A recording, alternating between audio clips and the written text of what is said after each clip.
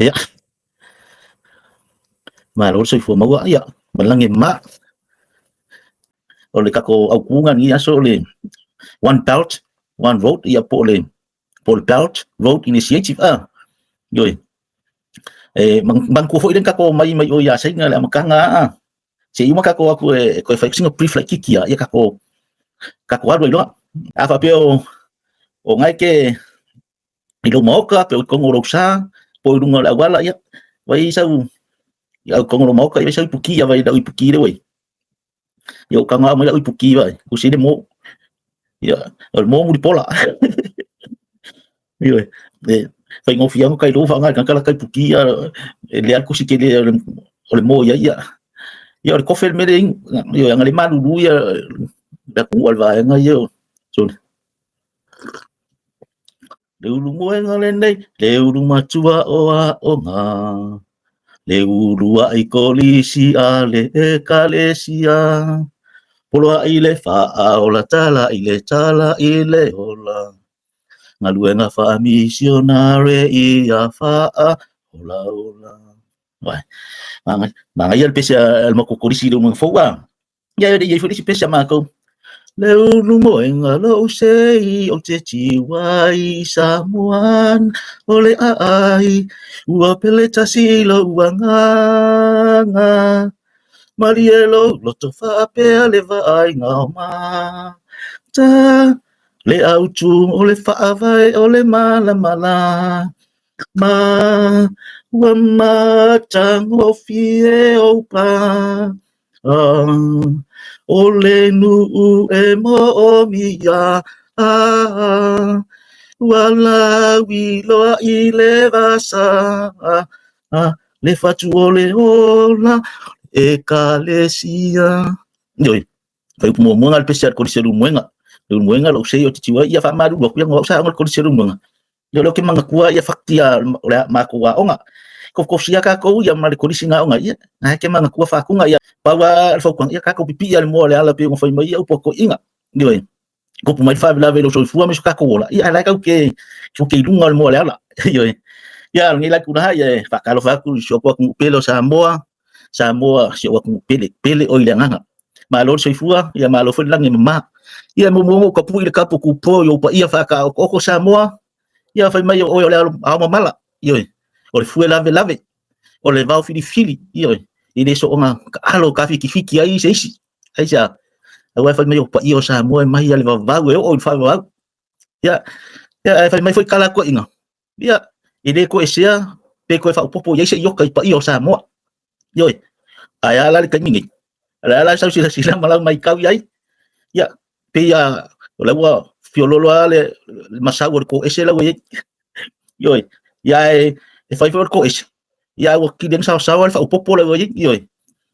wo kiden ko ese ai sa fa popo la we ko ka ko ia malu samo yoi wale kusala ma fai mai ngai ko inga ya o Samoa ora con kofi o yoi o ia makamel va fa va ya de wo o kele su ya inga ya uilia ya o fuaka malonga lo sui vo yo ngai fua fo le vai kau e fa ka fo inga ya u ayo ka ko kama ki nga ma ku o ka ai mai mo ka malawa i ora ko ku i mu panga wa ya halo fai va ku so ka ko ku i fa au manga duenga o ngi yaso ya fa pe nga fo yo nga fa ka fa ku i ma fa ya ngalo ya au fa ngalo pa ia le ku yo o lo fa fa le malu o lo ngongo mangu ya wase mangu yo Samoa yo lo la ku fa le ngal venga o kakalo fa kai fa mangu ya le tua ia fa pe nga fa fa ka fa ku i wo ma pa nga uma ya meso o ko wa fionga o mafuka mengi yaso inunga ngipo kalame ya Caroline Losa James Eseva Amelia Famuana nominate Malo Fou ya o Fred New Chile ya mai se fo yo 1 and 3 70 at boy oh ya kama sa la ya lo ke lo apionga manguia o ko ya ka ko umulanga le tu ai fa ka lo fa ka ngo ko kai mai mo mai ngipo kalame ya ko ngai isi sao ya mang vào ngipo kalame yo fa kai lang ale fa kai le lofa ia fa kalo fa fo i mga ko fa ngai ka ko kanga o lo fa ngo inga nga kai fali yo ke lo pong sa ke ngai Samoa ya mi se fo yo ngi sinangai ko kiki po Australia ia Fakai ko fia ngai afa pe nga sawi sa ulam ting ngai po. Dia fia. Ya, mga kuai ai po ako ko ri me fa ngoka. Wa isi safety fo ngale kau nga ave ya wa ri loa pe ku mnya mangkua ngai ko kasi. Kawan ko dua dosa lua or kau va ya mali fa ngoka yo. Ai sila ko makang ya la fia. Ya, ile ngo alu se fa. Ya fa me kalma ile le al pui al konfikia. Yo, lo ko konfikia. Yo,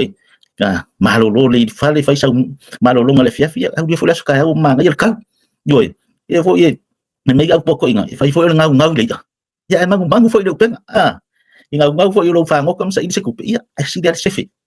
o sefe al soifu e fai ya so le ri yo fa kalo fa ko fo ye ngai ka ko me se fo ila ko sa ngai ngai so ngau ngor vau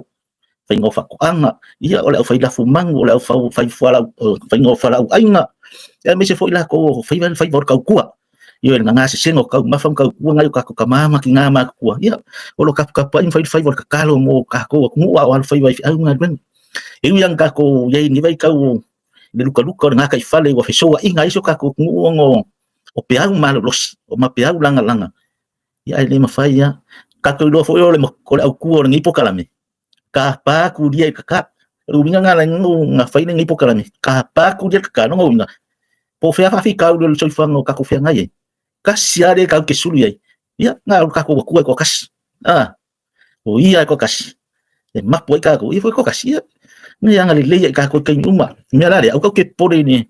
ile ngasi ngasi ama lo le o le isko ka ko mu nga nga ka ko fika wa ia fa pe ma fe la fo ai ke do fa mkalanga i dungo social media aya ka ko man kuwa e kasi fa au kamal ngo mai ka ko akala nga fo sa mo kasi ka ko iyo pe ngo fai meio o Paulo ko ngorang kusi kasi ka ko maya kiliso iyo ele fai fa pe me vai de lima kulo nganga ele nga ele fai fa pe mai vai de maka e ke dia nga iyo o kingo ako nga no nga kasi ka ko ya kidunga nga fika wa ya fa pe po ke HRPP po ke fast ia po ke sa po le samo na chimpati o samo le papati iyo po fea le vai ngau fanga ke ai mang kua fai ai lau fi nga sa loko ai wangi ave mamia kau ke la mana se ai ya mai kai di si lesi vai ako ikal nga ka fai mai kala ku si pa ya ol ka nga ika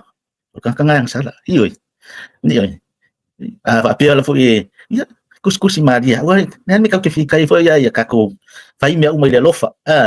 fai se ka ko sao ya wa le ka ko yo va kai ya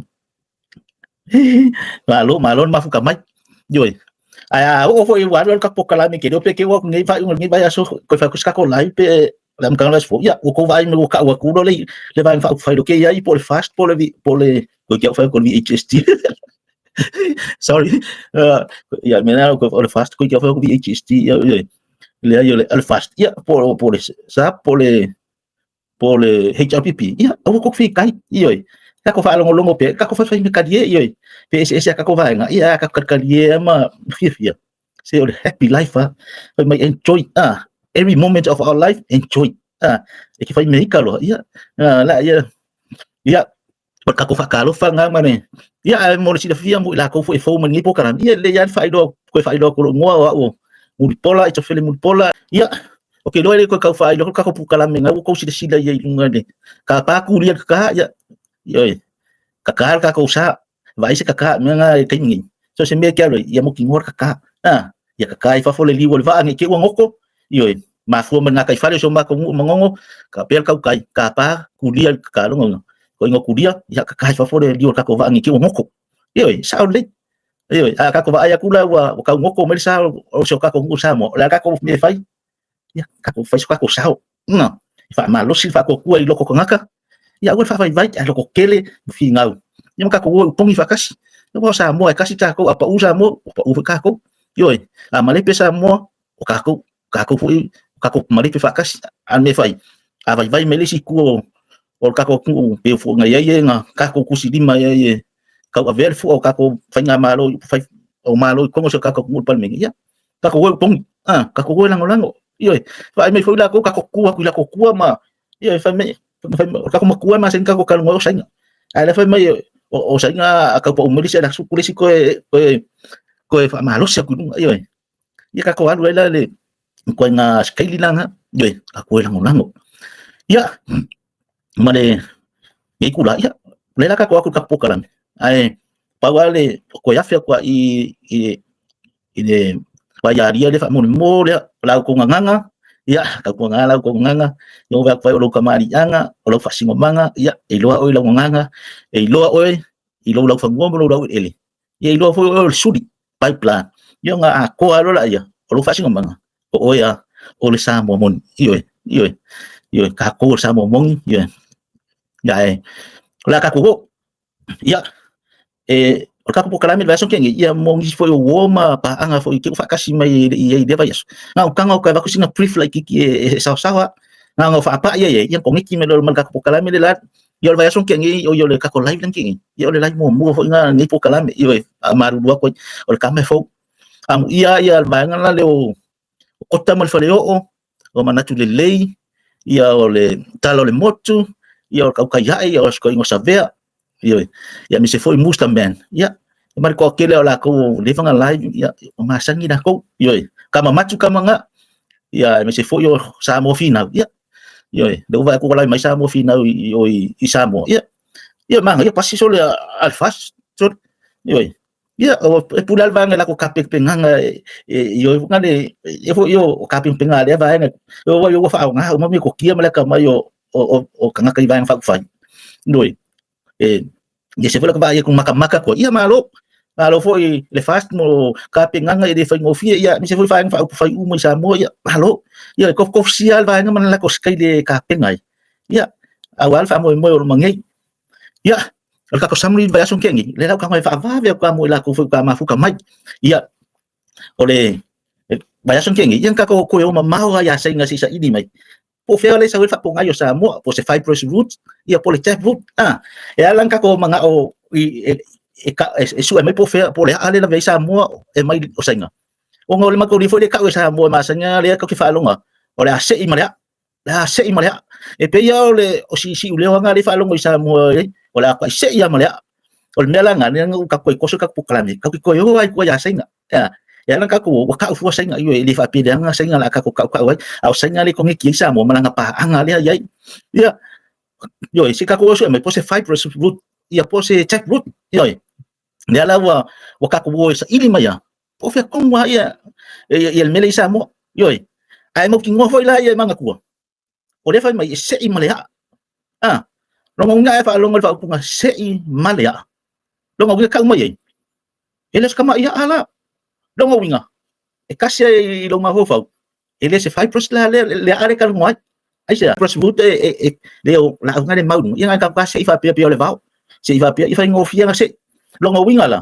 leo ka ko longa ka ko pokarami o le ale manga o se o le tap root longa winga le afnga le kwa ya lo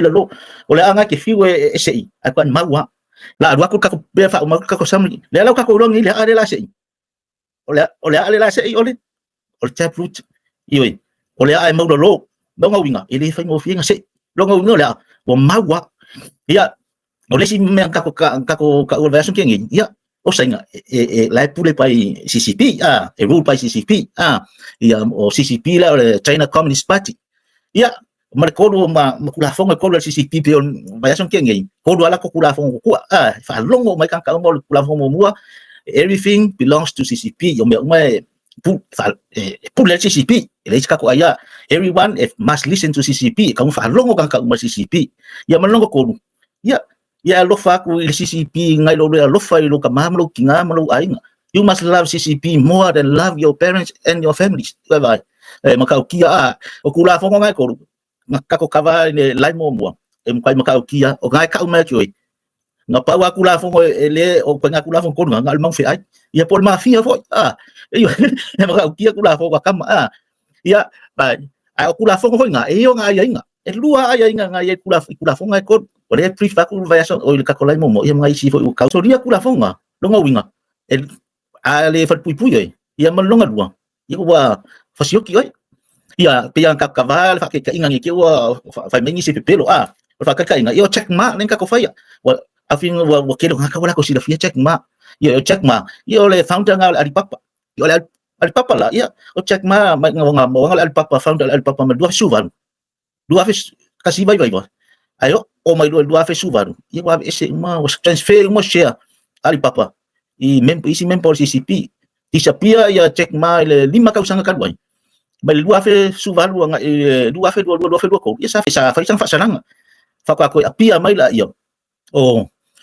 ko inga Jack Ma ile dua fe dua ko. Ia wa ise me wa uma transfer lang ownership.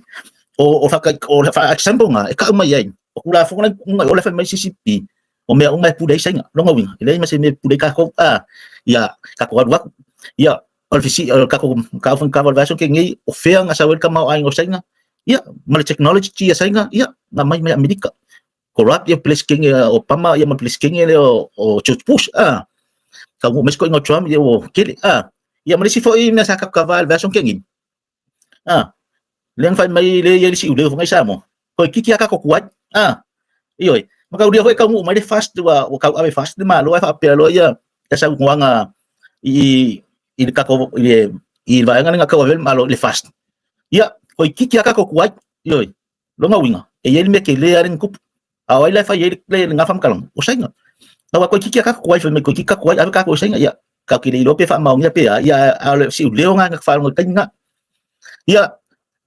kulai mai Trump ya Amerika dua fe suongo sa fa Trump kong lo ofisa o si ule fo lang fa lo ngai kang ka Amerika ko kiki ka ko kuat ya sai nga ko kiki fa kuat Amerika mo ka mo mai wo ma sa Obama ya ma George Bush ya Amerika ya sai nga wa vai la ye o sai nga le ya umal maka upo ako ngi lo nga winga o sai nga le ya sa mo o sai nga fo le Amerika fa yo Amerika le wo o ya mai sai nga yo e fa pelang fa kuskusa ka ko laiki ka ko laiki mo la kung kili Amerika ya le nga kwa yo ya mai sai nga ka kile fa kiola ya sai nga ang pula ala kung uya man ako IKEA mo me kokia yo fa pe nga le lang pio kung wala lang ya ko kile ya kamo nga kung wala lang ya kamo fa ya le sia kung kidi mai sa wala kidi me kung wala lang yo que fa pe si por ale wingal upur sa o Amerika ya sai nga o le sa Amerika sai nga yo le mo company Amerika ya sai nga ai kilo wa kamao ai ngai sai nga ya ko ka le ko kulai mai Trump ka fa ya nga tariff ka ko Amerika pang sai nga ya kilo fa nga ka too late Paul mia lo ngai yo be ya Trump kan ngi mo fingo ya ara ka ko waru lo ka ko waru lo ka ko au ku ni yaso ko le one belt one road ia pe ka foi o le PRI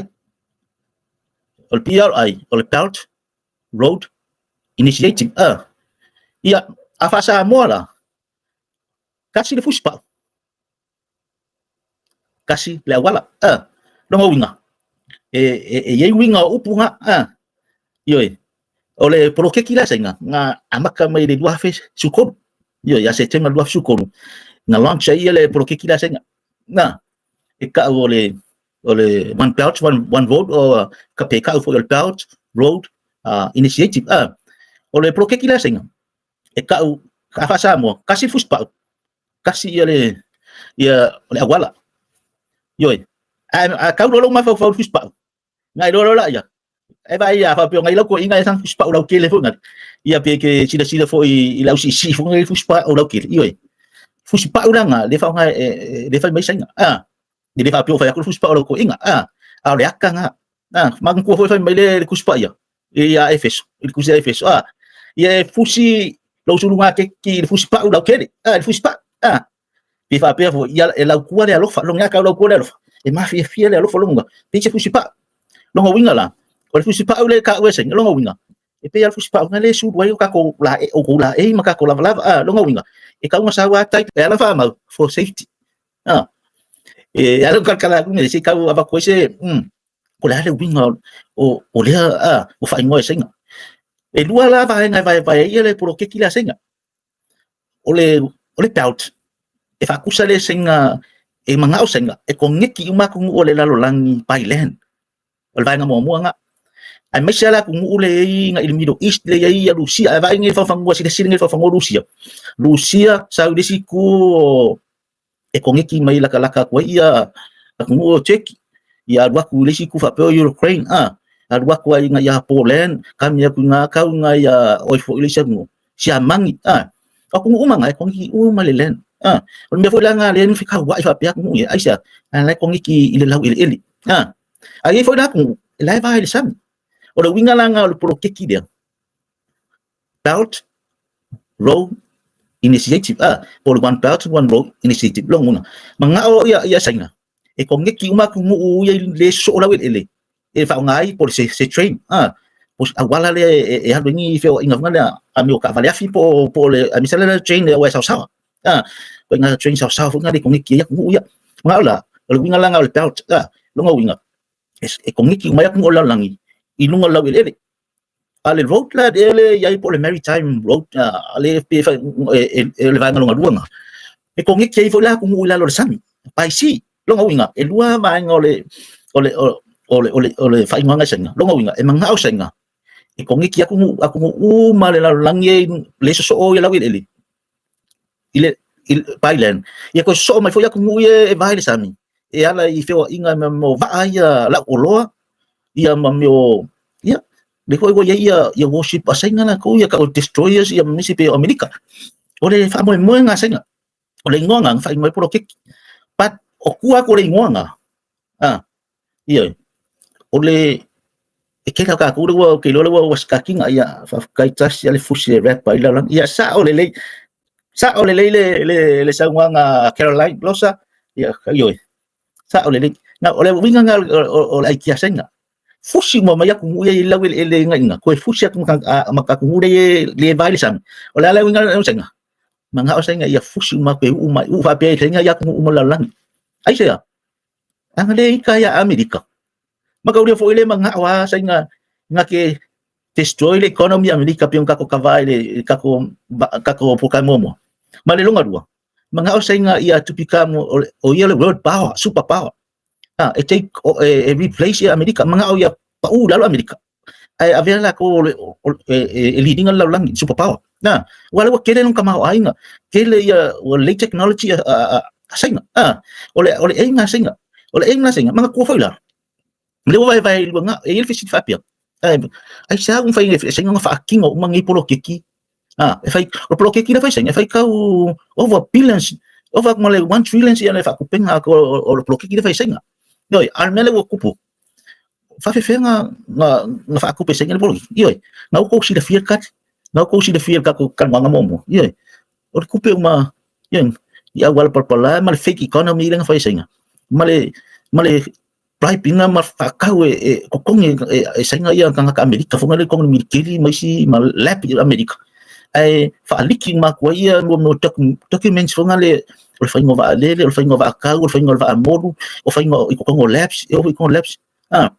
ole ai kia nga senga ia kan fai ma alwa ko me poko le Amerika i me uma ia ko kong senga e ala yang fa kan ka yang sen e fa o nga i ma fa ngalunga kong Amerika milkeli da ka kisi fiam ka ko ke la ngaliki ko ya o si fo nga kan fa ya o senga nga ke ke ku pen ofa mai senga kai mio pulenga pleskenge e lua o Obama ya ku lo fo inicio Amerika pa o ko Obama ya yo Obama ya mi se fo yo pleskenge George Bush ya o pe vai kai mio vai nga a mi se vai kai mio Obama lua fe su ko lu kai nga Obama nga lua fe su ngo fa ko ku la i mai ya Trump ai sa o le ya mga ku ya finga ngalu ya manga o senga fusi makula lo lang ya esa kaya Amerika nga o senga manga o fa ko lalo Amerika manga o fa ko lalo Amerika aya so si desira man sa babae o feo o senga ma Amerika si dia ya iyo kasi ka ko vai pe o fa ko fu kala momo o Amerika o peacemaker o world peacemaker ya sa fa ko pu file mu ya o ka ko vai o me vunga ku ya Iran me umasai ya mala ISIS la ko mangu fa pingi kwa kule ISIS piang sa ni ali Amerika yo o sa nga ya e ko me silent ala nga sa ya ngai ko ma fa alo ka ko fa fo ya ngai ko ngol kama ya bye Samoa say goodbye o fa ko va anu sa mi nga de ko king mo fo ai la ma ko fa yal ko nglau ele ya yo e va fesi ka ko kama ya ngula ki ya el population sa nga 1.2 billion sila ya nakamay la wele May senga fiu ele lava ka ko ele alo ko Amerika Samoa alo ko Malaysia ko Pasifika ele ai sea o ile one belt one road le wa le wa senga le wa kulo wa fa pe senga o wa kilo ko la ka ko sila ken kula mai lo ya president Trump ni al ku ka sang ni Februari ngalo ia Trump alwa so lele o Panama ai sea ang Panama li si clients li si ka li si ko silinga fi senga ngal kala ngo place king Panama fa ye makal ngo cancel ia la le ko renewing o fe nganya le one belt one road fa yo la yung se fa fonga mo si da fien mene ya ngal yo la kala place king Panama ya la cancel ya fiki lo senga ko fiki ya senga ngo fa lo ko mani ko se ya Trump wa kuri Trump le place king la Panama ele ko fa fonga pe ko renewing ya le one belt one road le criminal asenga ma Panama lela o fiki senga ya lela markingi ele profile long kang ar kang fanya nga Trump ko ke sila fo ya ka ke la ka fa so ko ka ole me ko ngale le fa ke la lang ngo kula me Trump al ese America mele climate changes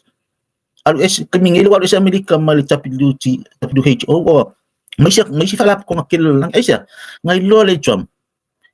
pa corrupta o kang ngai ko nga nga kang ngai Trump se fe ko pe kile awa maka udi fo WHO o sa nga fast food milyon nga ng kupe kining Africa usang ko kong WHO ay Amerika ko se lau nga fast lau milyon nga lai donate Amerika ko falap ko nga WHO alal nga ko virus sa wale virus ang fo ya WHO nga le virus dua fe suiva ya kita pa November nga sa wale virus lo le WHO e kakao nga kaule lalo lang el virus aya na private sa nga ko kong kupe corrupt dai ya ako kung isang ang alfas 4 milyon ang lako kupere abi kong kausama fa ako sa kusay kurse law ang alfas law milyon ang abi kong Amerika o nga lang awet ay Amerika bay may Trump oka ekilir kupe Amerika abi kong falap kong ngi ale corrupt ale sa usang nga kivi ya kang kay mapray ya ay lay mas nga nga kang kayo fa na nga mo fungo ole nga ngalay nga ya Trump ang SMA climate changes mo nga lang mo fa nga mo ngan say Trump phải kêu là lang phải mấy Trump make America great again ay siya sila ko ko penga ko silang milyon alfa silang nga milyon iko ko Amerika ya ko ngayon nga is nga ka life ya mawar so sang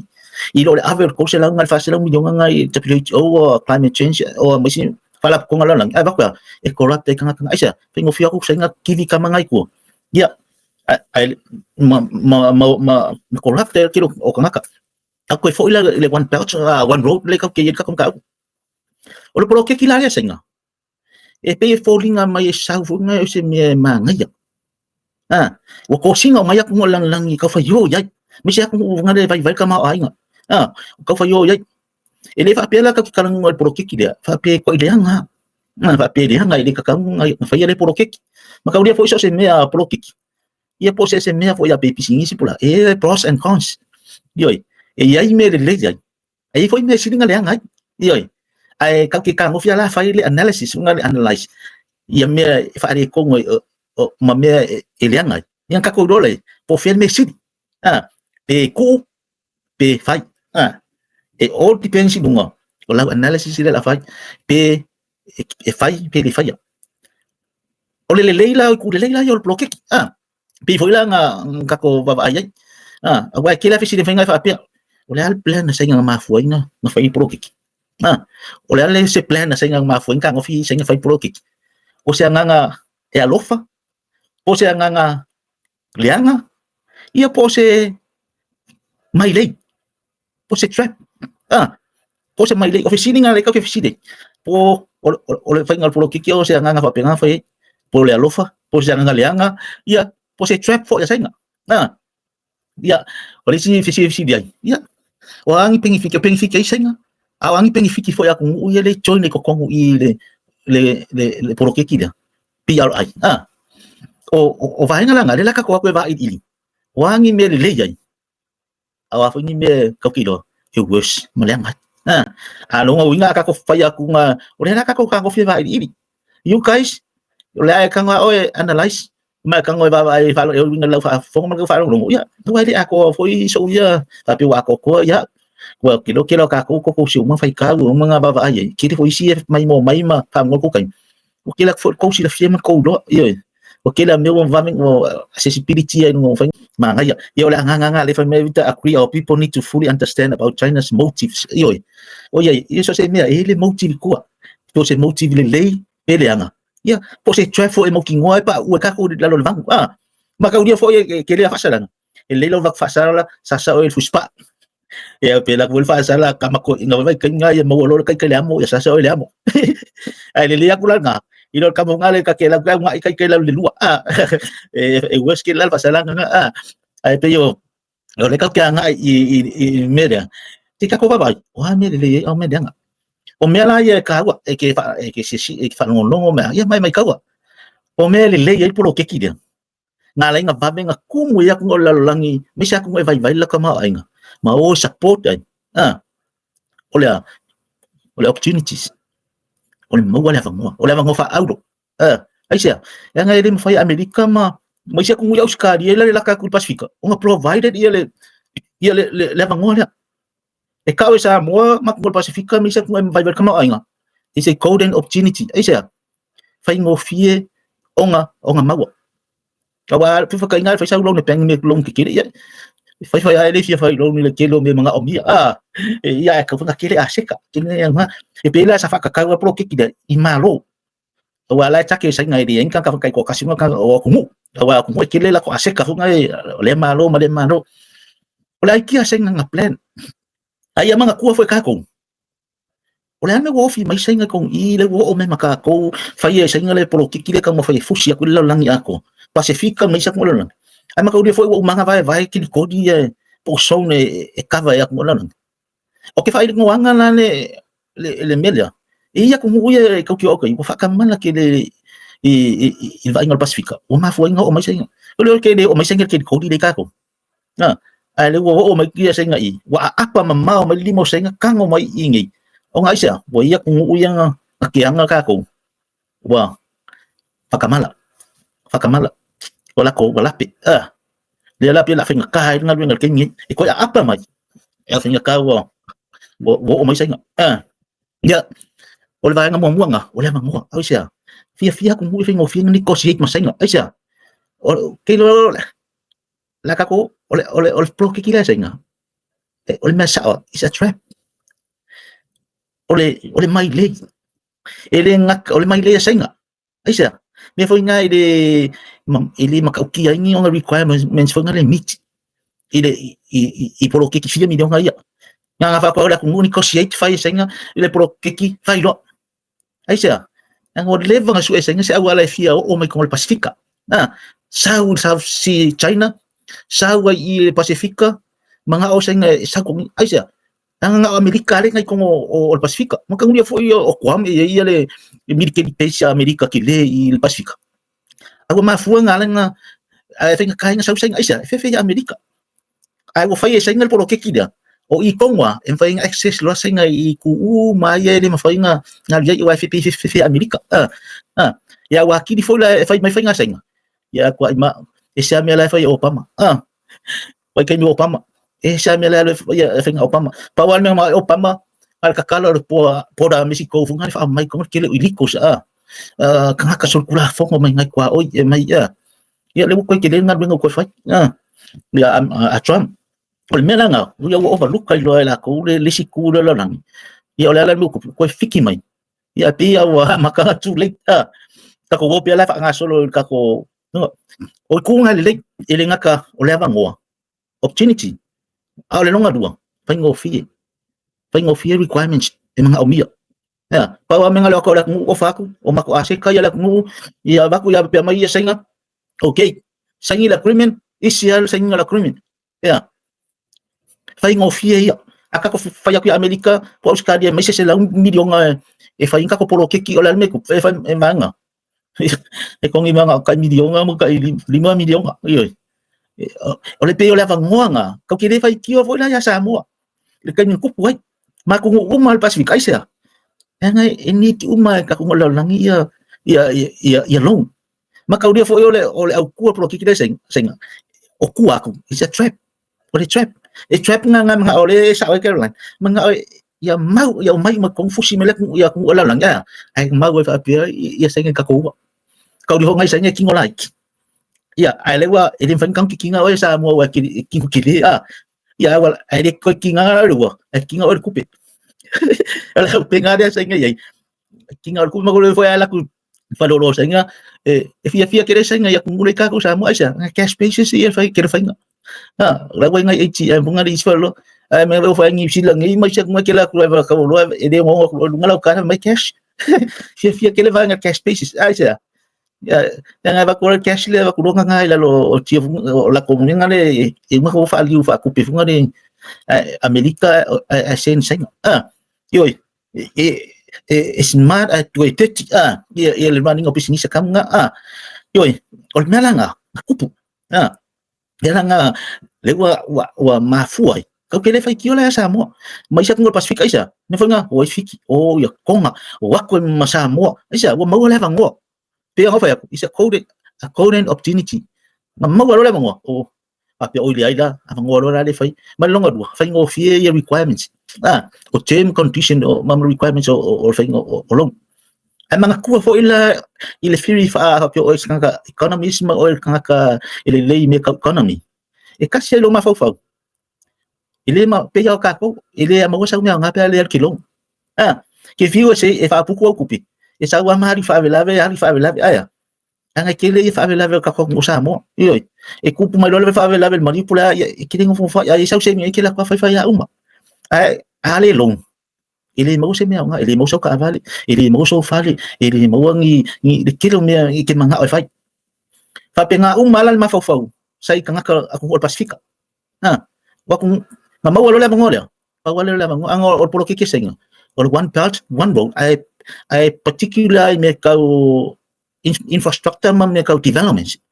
long wing or faing of hari kikele or faing o ala papa ya mai sa me ma development kong la mo yoy sa o nga sa fa nga ye nga kong wel puro kikila ya ay mga ko hoila o pe o va nga lo ki ba Caroline yang nga sa ole dia benefiti ai ma risk ai la tunu ioi sa ole le pe yang fa aku o ku ka wa ya wa ngo api o me ngai lo ai o ku aku o ka se risky ai se because it's a trap le me ole mai le ko le mo fia ka mo se ngai Pacifica mi se ko la ya lo ang kang mo fa pe mo se ngai kang aki kino mo fa pe aku ma ko Amerika ya ko cuidar kang mo isa kung uya laka ya Lucia vai mayo la fa pe aku Lucia ya ko cuidar kang aku lesi kula yo ya va ya kung per kang ya ko mai mafalang ya ko cuidar aisa ai pa wala ai kia sengang mafau wan fai donang polo ke kia au polo ke kila le ma kia pe ang fai mai Caroline losa yoi mga fusi ma ku ko la lang ya ang fa ma ngol fusi ko ko lang ol polo ke kia nga kavale on su kasi pasenyo population la lang aku umale wa join kong polo kikila senga kusa afa pasengel la lang ifong ngali aku uyo wa yek kong manakanak mo su kasi pasenge ol population la lang le ko kong polo kikila la so fingal mo so ko su iba pasengel ko la lang wa va la ai kia seng aya o ai kia mga mafo makaw di fo wo umama nga fai senga ya Amerika mo lewa sao wa mawai la ka mawai nga fai man la ko kilo technology wa mai makang pangi kilo kampang Amerika la ko senga yun ale la umas Amerika le la fai ako ya kung umalaw lang le la vien ka ko Pasifika o me la nga ikaw nga po positive nga impact po me nga nga bloke pala ka ko la sa ini po wa me ili ya pe yang ka Caroline ko risky maka udah fo ya kakan ngolol upule risky ya fai pe yang kako ko sila fiam kako lo ole risky edin fai kako ignore nga hang ole risky so se mea risky ngolo ile pros and cons ya yung kulele ay fo yung kulele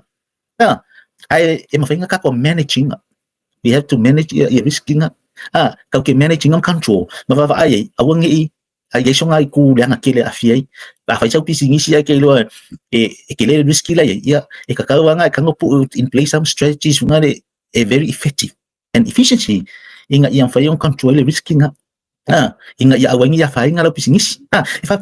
penga foi la polo ke kila e mo ia ele ia yung ku kau ai afa pasenge la yung ku le klianga mo ku le le e sili la nga o ngale ke lo pe ka dia le ko nga polo ki pili kam kaliang ya se ko imka se ko la kai ko fe fa mol isa maeli sa levi o sa levi ya ke do o pronounce nga sa nga pet boy malo ngo kasi o boy sa ngo kasi ya orang kas pasing dapat pasing ye wow halu maya ko i Pakistan Afrika so ako maya yo Turkey ya ko yo Pasifika ako man population ya no Amerika yang ang kamao ay nga yang ko sila ngal fasela ni yung ang ako fa kasing kia masing ya 1 point something ya le population in kia ya 1 point something point 2 le population sing yo wala va kung nga wa ko fa kasya yo o kiu mangala laki e por ko vai ko nga ya malo so mo lang mayon ka pol man ya sa ole le mo mai sa mai ya talo sangat tele yo sa ole e vai ngoi so mafia vai ngoi se el mang fi ai awa piang vai ko CCP ya sa communist China Communist Party ile ka alo se siya yo ai ba ai lai sa mo wa makanga o ko nga wa makanga ipule nga o mea uma e pule malo o kaka uma kanga fa longo il malo ia malongo ia lo fa ku il malo siri lo fa il malo ngai lo fa uma ko mo lo ai fa longo la isa mo wa makanga wa fa longo o yin kan ka penga folo me ngai sa mo longo ka mai ya bo o kisa mo pule nga sing wa makanga wa makanga practice kan ka ile system nga sing al CCP pe work sa mo aisa because China is ruled by CCP nung ai au kang kasay nila kau kila ulo akwa lai ilung ai control kay pe al pulang nga ngai event fo nga ngai worst kila kula say nga le regime na event nga nga fa kama yak ni Amerika ma ya ayo yakang kala kila kino ngai kang kakisiang o kilo ngang kalo kama ya fa nga al pulang nga event nga event o event kami ya pulay lo kang ka professor tuloy lalo ka magwol sa kung o event kami ay muli may jual le mga olen sa ole ya yes mga olen sa ole fa may Caroline fa may ole hichal pipi ya ya may as muli may kuan mga olen may simang sa ko apa sesuai nga mo kingoy sa ya sa ka kumasinga yoy sa ole le oye o po kalame umaya sa nga pe me nga le ku pa ka ku vali kongi mai luma ya nga le la follow mai ku ya la ke la ku va pe o kale ma nga ya sweet mai ka ko su fa pe ya ngale pung ya ke ko ka mang fe ai me la ku mai la fa sanga va pe mai ko mo ro ku ya pa pe nga umma le ka yo kama fa ya ka ile ka alo si ya ka ko ku la ya ya le la wai kong sa mo wai ai kong sa mo wa sa mo le kong o polo ke ki ma la ling fai sa mo ke lo polo ke ki nga fai vai kai mo le ya vai kai mo le chau pipi wa ling polo ke ki fai kai mo fast o polo ke ki mo sa fai ya ke yo ka ko ba ai memo mu lo nga o quality nga ben ka ko ba ai quality nga ben ngai fai singa ile ya ai mama de ai liki ai sia maka ule for your kilo motius ngale aku uya ma pe man medica nga copy mo sing pe fa kai nga avak ha pe lu mi le size 5 le la avak 5 nga nga avak o quality o size 5 la pe fa pe ole America po ayak mo lang ile fa yele wa mi nga le mga o pe avak ni le la fa nga ben ay sa nga malako wa mi nga meli me kukusa le ya koi copy le ya copy and paste kai kukusa le ya fo ringa kusa along ai senga la o quality ile umele wa me senga ai pala ya pe nga ngofi fo fo si mame pe nga ole senga mga me nga ko kakanga ya ku ang solo falo senga solo o kal ni kilo fali kama ya solo kilo fali ole quality ai sia le nga fa kingo nga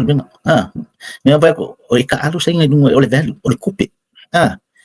ka ole ko ma nga ya mo wala bango fingo lo na ole quality nga nga ko ba ay ya le kilo nga fa kingo ya o quality o ngalunga ka ke sini ngalenga o le longa lua le sime makaukia o le sime makaukia le ngalunga o polo ke ki uma ia vaku sa mo pe ka inga le lalo le vaku I pela ka inga ka ko fa inga o se lau milionga nga fai o le malai vale le fa kai o fa kai fo I o mawela ngo ku ka ko malai vale le fa kai ka ke pe ka no ka ke le ka nga vale ile la ko fo I male kai mi fo yo lita pipi nga fa ki nga venga ka ke pe fa ya ko ku le ai ku kwa I le nga o ku le nga la o le uma nga yo ku ai ko ke lo polo ke ki le fa senga fa pe se lau milionga iva se furu 5% o nga duenga nga ikupe ngofo senga ele penga se 5% penga se 5 milionga nga laku I Samoa ale iva se furu 5% o se lau milionga nga ngofo mai senga kusanga akau ngi se lau milionga fa pe se mai se lau milionga nga mai se lau milionga nga lo nya Samoa senga mai le ave kong le ile ekonomi Samoa aku fa pe la mai se lau milionga nga o le lo nya Samoa ave kong o le ekonomi Samoa e kwa I makaukia le alu o le ekonomi Samoa au Singapore nga ka mai o le polo keki e se lau milionga ai ke le pole iva se furu le iva su 5% o nga kupe e ko ngofo me ko senga ai se yang makau le fo senga nga fa inga nga venga I Samoa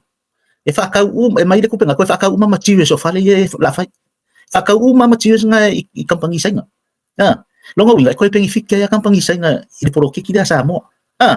kusanga nga ka o polo keki Samoa ai ko pengi fikya senga I ai se nga ka mamai o senga fengo la polo keki nga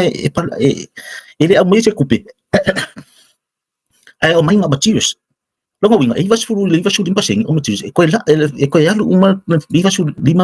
milionga fa ka mai materials ko senga o fa ka le o materials nga o nga kwa avele I Samoa ia makau le foi avaku ia materials mo fale fa pengi ia fa furi le kiuke anga polo keki al malo na makulo la ia fai ia afai en I vas 5 milionga le wa lu senga ko ping fikir ia kampangi senga ang fa pela ka kampangi Samoa oka pa kele ku penga ka milo como ile economia Samoa ma kalu lunga le economia Samoa fa lavo polo kiki senga ile ku pe maya ale ka uma le value polo kiki se la milionga nga o material sa me ma ya ko fa ka wa senga ko la kampangi ia ma si ma ping fikir la kampangi pa wa ngai kan ngai va nga ka ko ia o kan ka finga lunga o kan ka finga lunga o senga sa mo fingo polo kiki fa ya lu se lau kan ka finga lunga pe ko se lau e mai uma senga mai senga ko se lau pe fa se lau ya kan finga lunga ia mai uma senga ele ma o mien ka ko kama mo kama ka ko se va ngangi ngai va ngai sap kam seta silalo ngai me laiki pila mga o mien so son ya EPC ya ko ngale ko ngeki lenga ma ya le kise ya le ngal va ngale le vai Samoa Water Authority ya o ngol palama ngai fisi ngai au kanka uma ya ko uma senga malako kanka uma ya technician fa piko hapia me ka o palama o el kise o le vai o kan o le palama e wa ko uma ile ai mas power me so ka ngom ka ngal ngai mal me uma fa so ka ile le fa ngom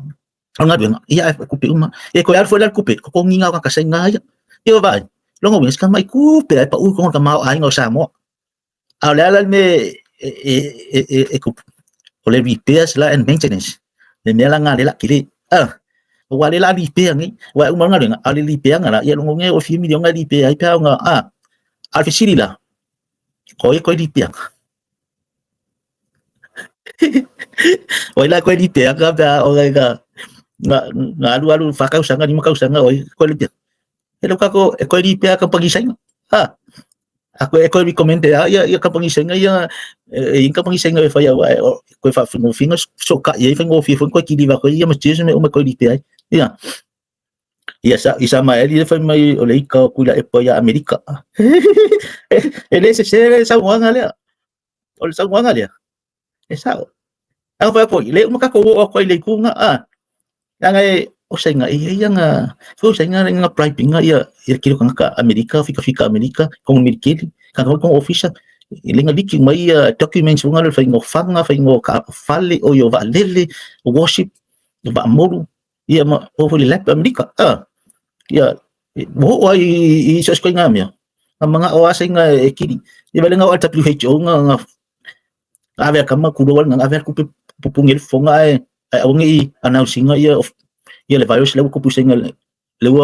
le dua fesuyo ay va yo ya makini mamasing kadway fa kwa announce yo va ila kakuloy say nga ole kupe malos si kele ole au penga nga malos asay nga ole kupe e fai wala nga negotiation makai si malo lala pisia fa pengila kung ulaw kele yakinga ss aya ay sa fa ya say nga makangay kakariya bulang yal malo nga di fa kaingol si palimia por prisking kaya la ko negotiation fa kuha they all plan things behind the closed door kailangan ko planning nga ya ni kuha ko le closed door siya wala ikiya nga ala ko sakwa le kang kalaw kili ay kamao ay nga kako kasi piko dua piko ko nga kang kalay uban nga ay siya di popoli dia la vai akule fa mai si ioi muni makual mga ioi makaudia fo sai nga le mga omngi dan ioi ol mena nga ka fa cheki o si mea eu akul kakal ngwa kako va ilo la inisia kung lang o inisia kung lang nga wa afia le pro kekila sai kako maya la mo mua ila kung ula kala kuya ka kul pasiko manuak le wong dua ve sufa nga making kaula ya va daw kito pa sufa nga making kaula ya va worship asay nga report manuak o le fa ilonga nga kadala kalaka mo singal pasifika markang fayo singa ya fa kiling suenya kung ul pasifika fa kile ya me ingo fo nga kaula yung va ka ongol mga ale akin sa Amerika Pai la lela mo mawaya wifi manwatsu kako aku lola nga i Sri Lanka kelo nga ko sila fia Sri Lanka la wor ken wa 1 point something le video nga le Sri Lanka ya sai nga le waf lala me kengi wa o take over kampanye dua kampanye wala ko take over nga le wafu le kile Sri Lanka fa ba malo Pangawal ka uling ole wafu ka ole ham penta tota pula ele ka ngaya ele pula ham penta tota kaya pengaling ole wafu nga o feyo ya Sri Lanka ole ma fai Sri Lanka ko kongi ya pe ming le olong ya lalan mo ko take over kampanye luar kampanye asal ngala utla ko take over nga ya le wafu Sri Lanka ya Alicia ko foi mulai vai ka usanga saya baila mari diwa lang aku pulang aja ko yung bakuli ako pulang fioloro ko kung may makamiki may wo yung may nga wa on sa wala sa ka ulol me nga ole lisi le iba ka usang ya nga wa ko sila fiale nga ola yung may fede ko owning nga oi wa own yo kan ka iba ka usang oko pero kami kikulo yo sa pepe ko fa nga mo kay ngere ko maliwa makuwangi maliwa ka usang Oleh mga lekaw kayo lagi. Ide kahalo siya nga. Kako mayafik. Nga adu si vai kami fai maya ya fiki. Fai maya ya senga. Ya fiki. Fiki. Fai nga may lisko ay nga efesuya in mako fai mako milikit. Umo ko ba ay la sa oil fam kalangan sa ay sa maili salibi. O say nga may tupe ay muli may kuha ng mga len o sa mo may siya mo. LSC le sa ngwa nga LSC yoy foi kuha pa ka kuha kong ni mo ay uli afa pero upo fa sa mo yoy nga swiki may la sa mama ay kuha yoy kulong yoy fay may afiki bakuli sila ko ay nga efsuya may fail la ko military la ka mo faya so may fail la ko military pace kako ay la news ka ngay la solua ngay yulay masing ngay fa may ile sa mga alplesking ale palimia City Veni Rampuka China's military bases are not welcome in the Pacific asolua yulay foreign affairs afiki ile fasalong ale asolua yulay foreign affairs afiki fa may Fiji's prime minister City Veni Rampuka say China's military bases are not welcome in the Pacific. Diba? lau fai mai sa le pale mia afiki ya o siki veng e le welcoming au ko senga i Pasifika ai sa wa makanga pupula maka urawa wa makanga pupula maka o Pasifika wa makanga poko wa makanga la ko do le aikia wala makanga filiki ma fa wala makanga sa wa fa ngali ala kaningi wa makanga filiki ma fa o is a trap angala wala ko va ai wa makanga fa solo ma senga o Pasifika wa yai mon mak wala va ku fiki o le ka ula va senga ya Ivan Bat longa winga la fa solo ya ku ya la isia ku o Pasifika ku ya isia ku na lang ai se ka ko wola ya sa mo na ko fa fonga ma ko fa longo nga ye se wa fun ku fa isa mo ya na ko fa fonga na ko fa fonga fa longo nga ye ni singa fola e ka mo fa isa wa fu sa mo ya ele va più che fai ki o le HRPP nga fa la o le HRPP lang sa wali ele sa mo nga le fai mai e ka e lo mga faile yo nga mai foi masainga fia faile le wafu yo i mele ya i vai kele fa solo nga vai kele ma vai yusu vai wafu vai yusu fai mai fia faile wafu vai yusu eu ka ko ai le ku la melol fast ka o le winga langa mang lenga fa pe lol kala al fast kanga ko kiki ka ku pe yang e ka umaya ya ka ku ya laukili iya ngai lua ele fast something was wrong iya ise mia le kupu maka udah foi iya ngai mapunga mal siu leo ko kiki aka ko kuat ol foi siu leo ngang fa lo ngai Trump ila kanga kai ngau ka Amerika kuru Amerika ko kiki aka kuat ya senga ko kiki mo fa wa maka fa ka ko i please kinga ya Amerika ya senga asa mo ka ngo ko fast fa lo fa pe ko kiki aka kuat lo ngau ko repeat ka ko le siu leo le nga fai ka Amerika ya kenyo chwa le ko kiki ka kuat la mo ku aku lo fast ka fit fai ngole mo waf le mo le ka ngo o la mo ku yo ke do le fia senga o ka lisa nga o ke do ele o fia senga ai sia nga o le ka la o fa mo ngai o mangu o sa mo o le ka usa ko e ku mo ya le military le wafu military asanya mo sa mo sa mo ai sia ya le mga asanya ko mga yak mo Pasifika man le stand by ya la ko va ke do va asanya lo ke pe ya Amerika le worship Amerika mo destroyers ni va e fully equipped ni mo makau kia makau fa kong ma fa ngai sa mo ya ale wafu ring ko fa i va yusu oh my o ke fa kai foi nga le fa pio fa ko ke HRPP o mai le me fa la fi nga o me mai deli o la fi nga mai deli mo ma fu fa mo kan ka sa mo man manguyo sa mo man akaya yo ke le fa pio fa ke le nga HRPP le nga le SUP le nga le fast police paki nga fi nga sa o lokol kan ka yo fa fa pio foi o ke HRPP le ke mai mo mai ke SUP PSLP ya o la wa fi nga sa o lokol pe foi mo va klam kan ya o ngi ave me ka ke fi sia ya o ka ko la ngi kas o ka ko la ngi kas o ai al fainga malo e ko kofi mai le la usi la fie le fainga malo ka sa o le ka fa pe ngi ka ko ka wa ai ma ko ngi ai ma ku ya fa fanga o po ya le fa kalanga ia ma la fonga o ke ka wa ku ya ka ko ngi ya fi o la usi la fie le ia le fa fa ku la iya tol mo kakalo mo kakakay ile fai fango fa pe aku ile angal HRPP aisha iwa po afo me wa la ku kupu ya mai do ngisi ya wa le afi kong ya fa pe po film me mong ya ai le mafai ngo igno anga ya le la ko fu ka wa man la ko nga aisha ya sa mo ya wakili ka usanga nga pule mai foi ma sa mo le HRPP aya ai ka ko fa fi kai foi ya foi kamali ya sa kula mi nga kai mi man la ko vai kai mi kai sa mo fa fikai foi mo la ko sao ya lewo fa ngo ku malo ya sko ingo pa no ya okay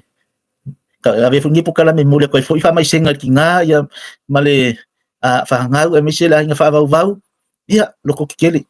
o le unga yo ka ko o le ana la ngi uma le ka ki o yai ka ki fiwa en ngala la ngi ka ko fiwa en ka ko ka wa ya mi se foi o se fiwa ka ko yai ya ai wa me uma pala iyo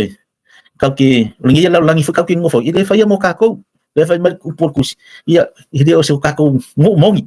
o ka ko mongi ia o le langi o ka ko mongi nga wo ia Yesu ki wai mafuka ile li le tua na mafuka ile tua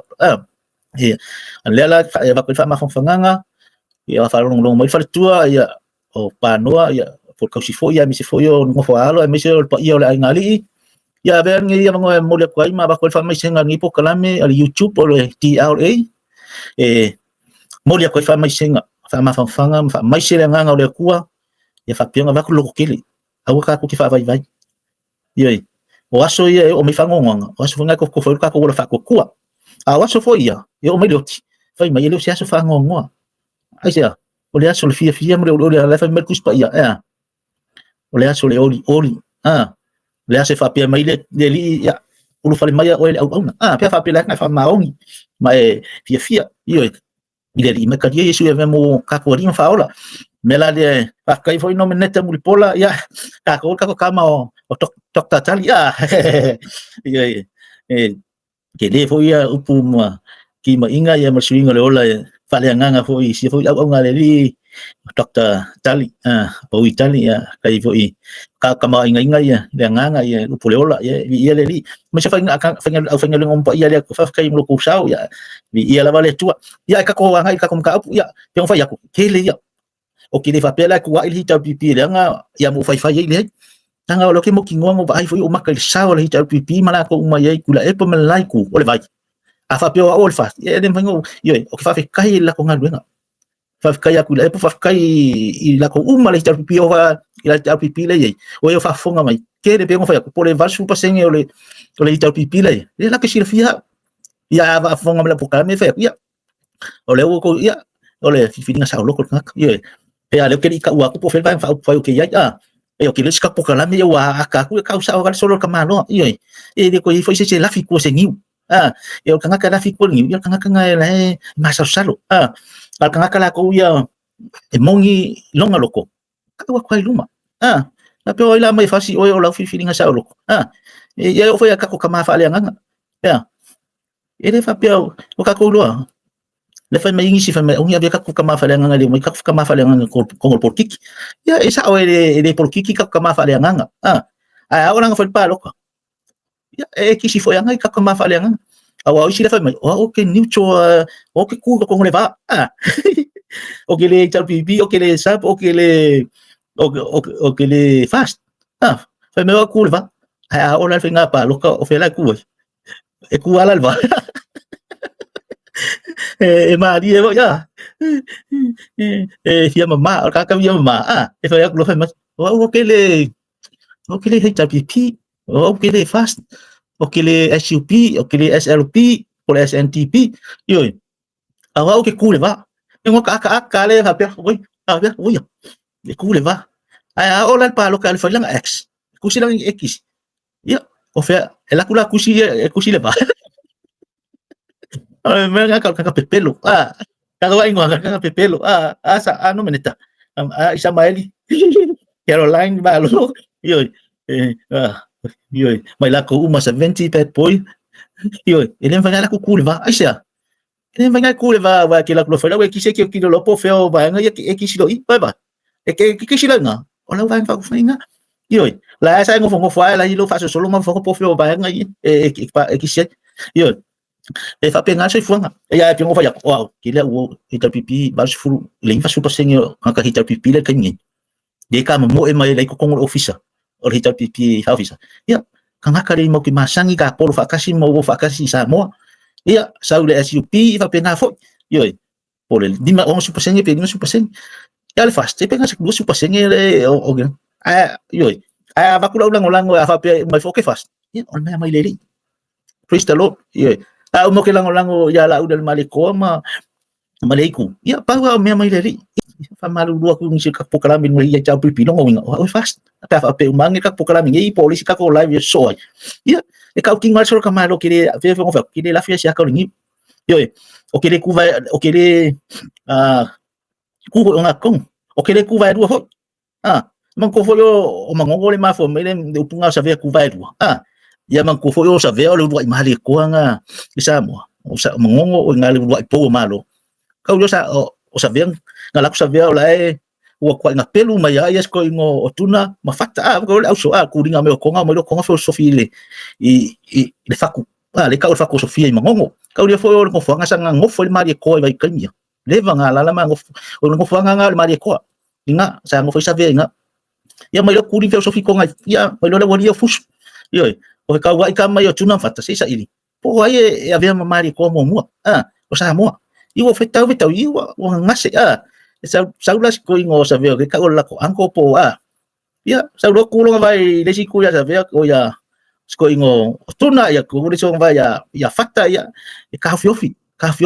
anga ko so sa veo yo peacemaker ya le america ta ka fiofi soli la lu ka wa sole le nganga lu mai kuri ko fa fika ya ko tuna mafata ya masa mo ko fa ko la loa ya ka ko ya ko ya ka ko ngai lu mo ya ngai mo lingo mari ko nga de fai mai si o mari toa mari tau i mai foi si o mari toa malo tau mari toa le mo mari ko mari tau ya le kan kalo ke vai le sua foi mari tau ya tilo ya mari tau ya malo yo mari toa o mari tau ya o mo le fai ngola ko ingal forsanga ngo malo tau ya yo e fesi sa inga ka ya mari toa o mari tau o mari le ko o mari ka yo ngo winga ngala li ya ngala le ngave lo savia ya savia ngala dua mali ko famelo le ausolia nei lo tuna fat ya savia savia ola dua mali ko le ngai mali ko savia ya ke lo ngale mo ya ko ngalo savia de le fasa la uri atau le ka savia ya le so foi mai mangongo mau ka ko pokala ka ko fo ila ya senga wo ya le ku ya ka pokala me ka kana ngo ku ya ya fa penga fa ngai ka ka ngo ka kalie ku fa mai ko fa soa ya ka kana ngo fo ya oka pe ka ko la nganga ka pokala me ole as ka ko ya ka pa ku dia ka as ka ko sao fo ya mangvao yo le sao ka ko ngu fa nga pa loka yo o vai fo ka penga nga mo pasel fast sorry oka pe ke ilo lo ko vai ku ngi pasole oka le manga ya e ko kiki ngai foi mapunga mai le SUP ya mi se foi o rita pipi ya po afangi la ko kapenga ya ko fua ya ke lo ka ya kanga ye le ofisa ma ko kongo van fa foi ele kama kanga i o le ka usa o kanga ko kongo van fa foi ni ko ya kama mai o kanga le me honga va ya ku swing le sa ma foi ya rita pipi ya mala ko kola male pelenga mal supa ya o la ko foi ma fo ngai fa usia yo eu foi que eu makakalango kamanga eu makakalango le que lo les kapola me wa makakalango lo ia I amanga kau po mang feso ava nga fa fight kako si kako va ai wala ka kele la walio sko ingo asiaka malak pokalam ia ia alo asiaka malak pokalam severi ako ia mas ko ingo li akau nga en ningset ia nga ia se foi sa unia be se foi o singa yuso man naturally ia post the man ia kota mal falio ka ya kamalanga poonga surkai masau kilala kama ya se foi se uso le mai america wala pule ya putalan motu ya yo kama matu kama nga talan motu ya falongo lang sau yo kan ko masangin ngo iya wa ko masangin ko aldo ngadu ko karami ole wafu langa ole wafu le bayus ya panga ko manga fa le wafu ya pe ko va aingi worship asenga ko nga ya ngo winga o risky fo ka ko samo dia kako aku dola ia au ile kiki kwa ia vai ngai mga ko fo yo senga ile sangkit ko ia mo ka wala maka Amerika ma Australia ke ko ile Pacific lo all one belt one road le ka kan ngoi pe ka fo le PR1 ole belt road initiative PRI lo nga wingala o ngala de ka pikala ngo ya ole fuspa mga senga fusi ma ko ya ko ala I fe wa inga ngol sami male lawit ile lo nga fusi ko lo nga out the trap is mo yo langa ke lo ala IKEA senga lenti mo mane I ngol Pacifica ya avakulong il Pacifica awai o kua ko pakakua lai lo senga ele ngi ko pesquela el Pacifica ko pe va me ko pe la IKEA nga senga ele ngi kamau ai nga la ko lang ifenga la IKEA Pacifica afa pe le lo nga ko pidioma ele ngi ko pidioma ko fa fosse ko senga skani pupu wa is a long term long eu pe lima su causa nga por su causa nga por okay fa hitan pipi ngo fa ya kinga e kele o fale me o mai wa o ku fa ka ko mai mai vale fa kai foi kan ku de kura mai fast la me al fast no ma ngai mga ia stretching le fast ka ofilong isia se ku lalo ia le kalafu le mo ele le long ele fa pio se me le le long fa ko ale long ele mo se me nga ai ke va ai le me whisky man me le whisky ole ai kinga fa el fast ka mo ku fa kai fo el fast man la ko pule anga ma ko fa ka kala mal ko fa va ai ma mo sa mo isia ba ko ka ofi ele long ini papel agua paga kako halu lunga kako longa ka lunga ile limit ma ko dia yal me limit e ngaka ile mfa kako manga okele lo wala lan me ku e ko kile anu nga fa inga isa fa kai kula mai yo e fa kai lo ko ile tua e fa so me le tu pu lenga ya kai mi ma le kai ile fa pu fa ko le ngaka ya kai mi ta pipi fa kai le ta pipi i ko nga luenga ai e fa kai lo ko le li ole au mai e fa so me le li maka ko foi ele ka ko ko finga lo le ri ese fo fanga ka ese fo fanga le tua sila mai le ko ale lo fa ya sa mo ma on ka mama ko mo le ko sa mo kan ko mele ri la via e le ko kai ko sila fiere ri bo o mo kai mi ko ma ko no fa lo fa mi so ko kiki ka ko kwai ko kiki ka ko kwai ya wala winga la nga ko fa mi ko kiki ka kwai wala nga ko ngwa pe yo mianga ling ku la ko il fa pela la ko son fa ya long e sa lo que falam ko le finga wa iska ka eu fal palmengi ku do palmenga sa mo o cho ku pele yo ku kamari anga ku di fa pio ke o ke ai se deu ya ele finga wa ya o nga fa pio o kulanga opposition mo penga ka ngi fa analysis mai ka ngi fa ya kulanga o longa ele make sense aja na so nga fa ya fa long I dunga o la ka ke va ai o le make poro mai mani me ke pe ya e fa pa lengi ia me ia dua aquele mela lona da dikiki pe min la me ku sa ka ko sa pressure ka ko mu pressure mo me mai sa kele long o le mela nengo fa kai kula mo le fast mai do ka ofi le long ai se ia ko kong se la kiki da wa la lo po fa long ko pe wa fi ku se la va se la million al melo ko mai le 1.2 o 1.1 billion sila nga no nga winga wala ko taong may lalo long ko sila mi dong fast long wa baila o sa ulay lunga nga ilalo so it provides opportunity mo sa mo e ko long ay sa ang ali wa kele yele o reduce long by 300 millions o 400 millions lawa taong lawa ilalo fa yo le limit ka ko long le 1.1 ole ala wa balu sila million nga lawa nga ko sila million nga le vale ko sila million nga long fen ko entai toy ka ko long baila mga ya oka fai o kile la bango fai ka ko long mai fa pela ko long o ka ko long ka dunga e ko o le limit le 1.1 billion ka ko long mai fa nga mai se billion mo mai se million mo le sila million le ka usanga fai ingis polo ki kia nga kong ila ki la ya pe va le ka usanga mal fa ka usanga e ko kong e fa pela nga fai nga e control right e o ka ki fai ya risky wa ya nga o se fai ya risky mga nga ya fai nga le aisa something na negotiate behind the closed doors. Yeah, something like agree na negotiate behind the closed doors. Yeah, sa alaw ka lang nga. Yan ang ko sa alaw ka lang nga. Eh, fa mau nga. Bro. Ile va bela ko sa mo. Kusa ka ko mafofong nga. Ang ali ding mi fa mau nga ki fo ave ko te va kung solid evidence fa proof. Pero I'm talking from experience. Olo kan aku will experience. Aka ko wala me fa mau ngi lima lo sila corruption. Ini fa pio fa ko o in corruption sa mo de ai. I'm not talking about sa mo the corruption. Because ang eling evidence lang niya pinga have to be careful for kuya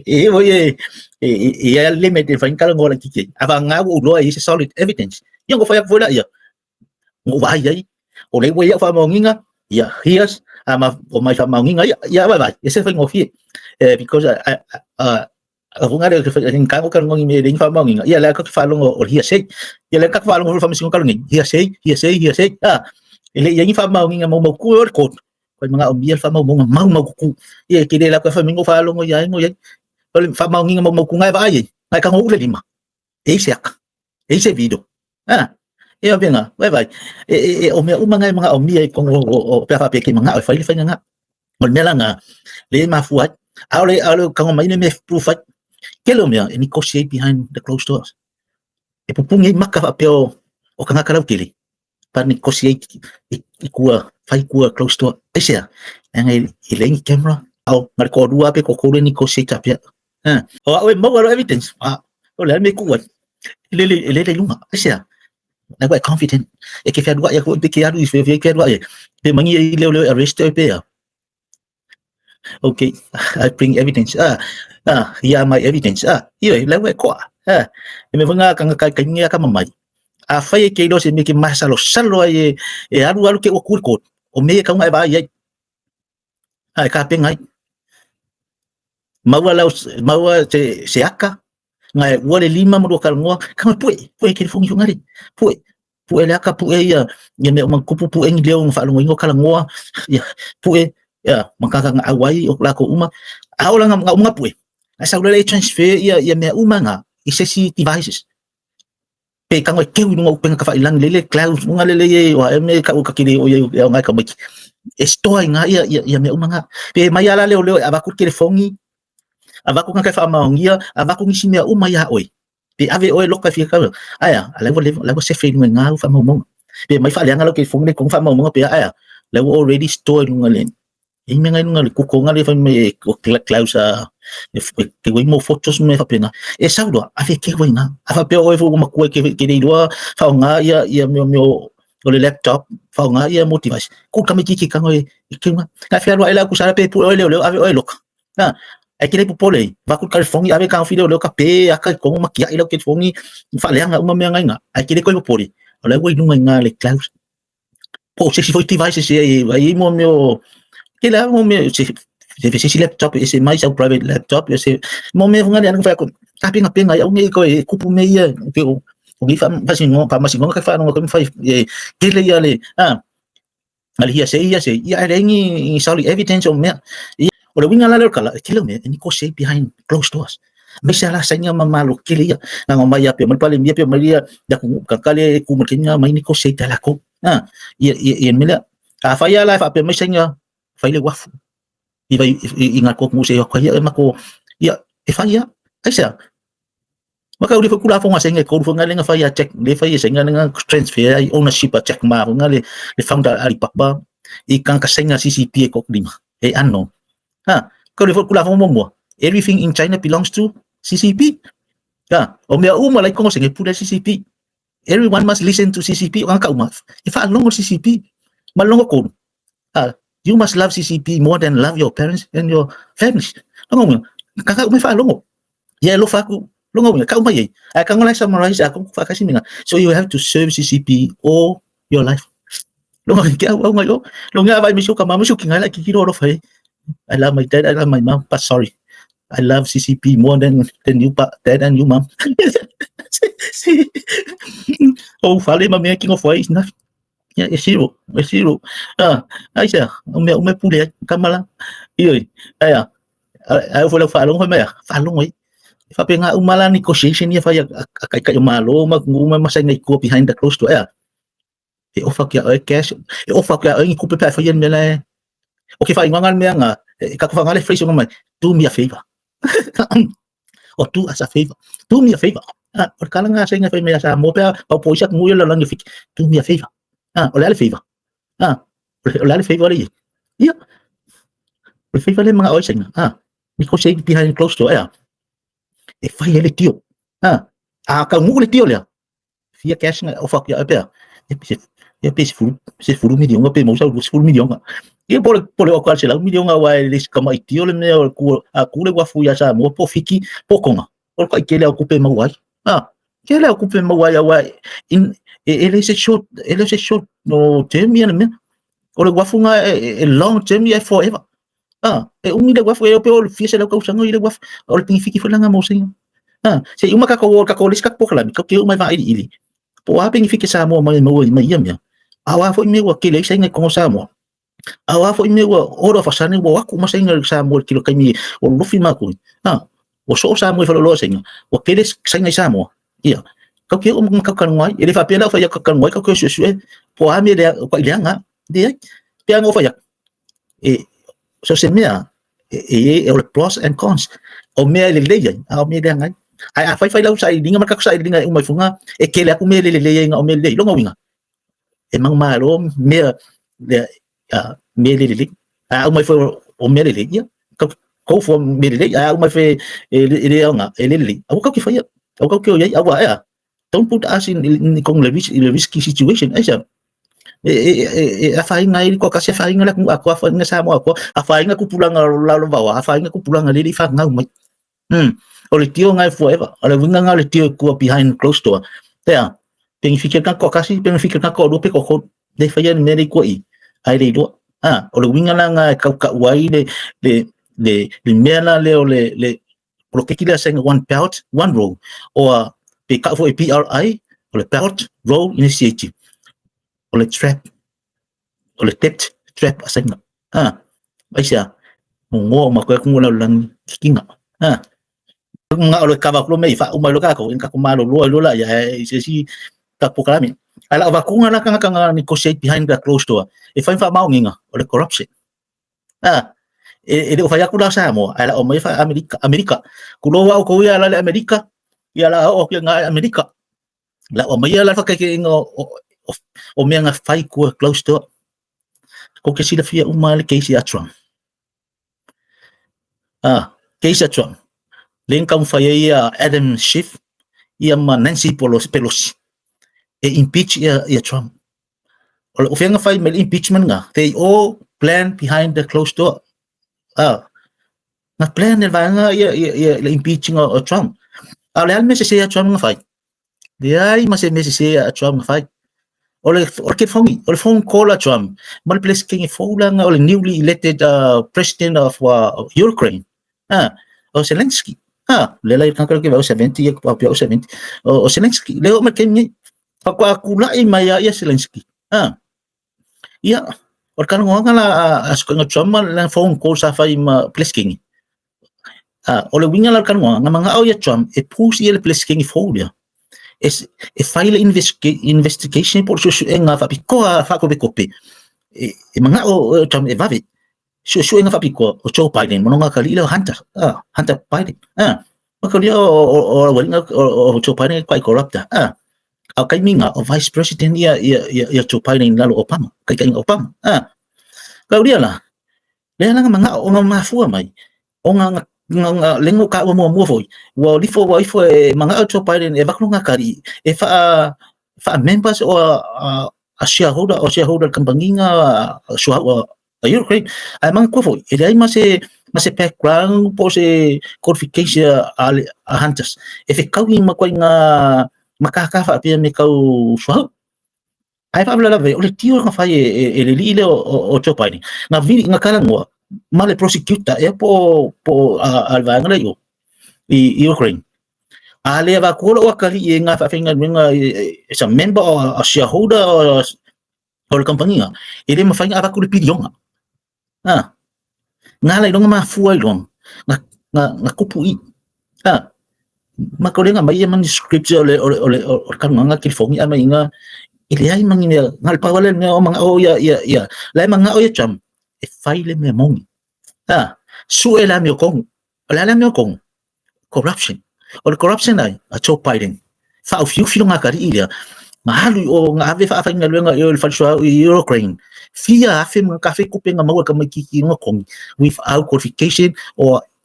so nga malama e winga i meka sa fa nga ile wa abuse the power el place king na kami nga vice president ya Joe Biden ya Obama la sila fia ka Amerika yoy o nga wala place king na o Trump kanya nga kula imay ako may lo Adam Schiff ma le makainga lo si speaker nga o le house speaker lo Nancy Pelosi may lo plan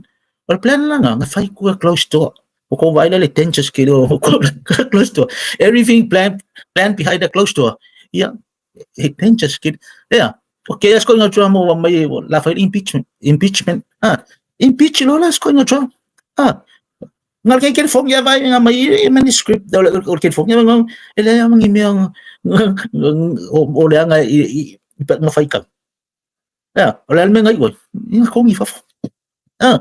ele malo asya me fa kang kaleanga ai sea anga manga o ya manga o ya banga le o sit ko fa ko ila lo Trump fin mo fin ma lo Trump impeach Trump ave se ai sea anga o sai ngale behind ma il Democrats ko le sai ingo ke Republicans le ya Trump e mai la ko support le blue la ko le blue il fa pela o fa ya ko le blue yo ko fa pe fo la yo fa ko o le blue ka ko sa mo isi po le hita pipi de ai ala ke vai ko sa wala kala ya o le blue anga el blue va anga le Democrats e ko sama le blue hita pipi al blue la le no sai no pe kala ko ya chopai de vai anga le ku la meses me la nga ringa ku puai lo le Afrika o mai lo impeach lo to dan ko sila uma pa fa nga ko follow up ko makam mai mo fo ile fa nga so longo le impeachment o Trump ya e ko ai moni mau pe pelo ape o me mo isole why testify main kan testify sole fa longo sole oh my goodness e pe ya me mo ya lai fai ko kiki ala ko kusa kurowa lele imo mo se kala o le case lele fa isa mo ni fa nginga le hia se kurowa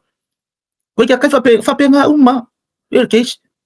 ngale hia se ya kile kan testify ko ngol White House kan mo na fa imina fa kaya o ngai kama yo Jordan na ka kama pesta nga ya Malaysia walinga ang kam fa defend ya Trump al melanga lenga ya fa ke ya Trump ay nga mga Trump su era me kung nga mga Trump se ila si imala wala Trump o corrupt o plus king Amerika ni dumak ili corrupt se Trump ay siya kailan kupi milongyer kamal wa kailan kupi ili mga wala ili saula Trump su esang kupi ya Amerika Paul menang sa Trump make America great again ko maikupi ya Amerika al SML UNDP al SML climate change al SML WHO ma isin magfala ko lang ay siya ngayon Trump corrupt sefe mo may kupe nga le abi o organization niya lang ya like corrupt like for corruption may umakupe nga ko Amerika generate daily economy Amerika ma kailan kupe nga provide more employment opportunities mo ka Amerika via job lela provide via Trump ya transport ko fa ika nga ka ya kung ya iliko yung may reporta diba nga nga ilo ay corrupt open the border allow ya ika nga ka iliko nga ka criminals may ko Amerika no may la ya fay nga lehangan ko ka Amerika se me penga afa penga leking mo fo Amerika may halala Amerika may papa Amerika ko su ka usanga o Amerika may ka ku Amerika o may siyo nga yo walo mau fa nga entitled ipeng fiki Amerika I thought fair how comes it kanga le criminals level ko asa mga ipengifiki Amerika ay ala ko suka usanga suka usanga ko Amerika ay li mas mga bawa ay ngi wa ala de podang Amerika kang kalu kasel mga alfa nga fa kele la kang kapalok mga omagin kang may lolay fay idi ko ngone ka fay silent bunga de akumula ko phone fay may yang bawa ko in fay nga entitled palok elite po kang palok aya liang alam yang lo sa Trump o yo fia okay follow le fai ngole o reporter o vai kule manga yo le okay fa ka Amerika kan ko fa fika ya Trump protect ko fa nga o kanga uli mai ngai Mexico o ka chao ngai fai nga mai le human trafficking ngai nga sa mai nga ko ko pe nga mai o criminals mga la ko Amerika isia o ku mai fa le nga Amerika o mai se fu ka mau nga Amerika wa foi aya nga may maka yak nga ka Amerika le ngat ka mau ay nga nga duwe 5 sukaw sang ko sukaw sang fa sukaw sang nga duwe yak ya Amerika ay may ka iliko ma criminal se ko may dipora o may sili nga may sili yesaf nga ka nga Amerika ka ngi support ora ka kilo ako ka la sa ilila mi kong sa ilila mi kong ay sa lo chong ko corrupt o push o Obama may si president Amerika kele ko pa Trump wala may sa Trump Trump is lang sa history. Ele sabe Trump is sina Caroline lost Trump o le PS president for America yes apa nga ke create sa. Ele fa penga fialo Trump ele palo ka if you place king America fa pe fialo vai ko America. O al mele quidi ele o place king o la va Democrats. Ke ora ko ya Trump su epe mo ora ko ya la ko kile corruption ai ko o ka se lisi la corruption ma menga ro ikupe le palingi kia va ko mai ya Elon Musk ma le wa ma kan release mai ale alu le director le alu ngi le FBI Amerika ya le inkia nga ya ele que ele se pico ele mas quem sabe olha tu ele que ele se pico nga o Trump ele sa ele sang kupe la sa Trump ya kusilo nga kong longa ngole history Amerika le kasian nga sa Trump sa history I have all history le Amerika le Trump yeah ele it never happened before in America se peles kenge na sa mo ko vala yo pa ua ko sa longa tem longa ko fa wa mai ko so ko ku mai yeah he make it Trump sa Trump sa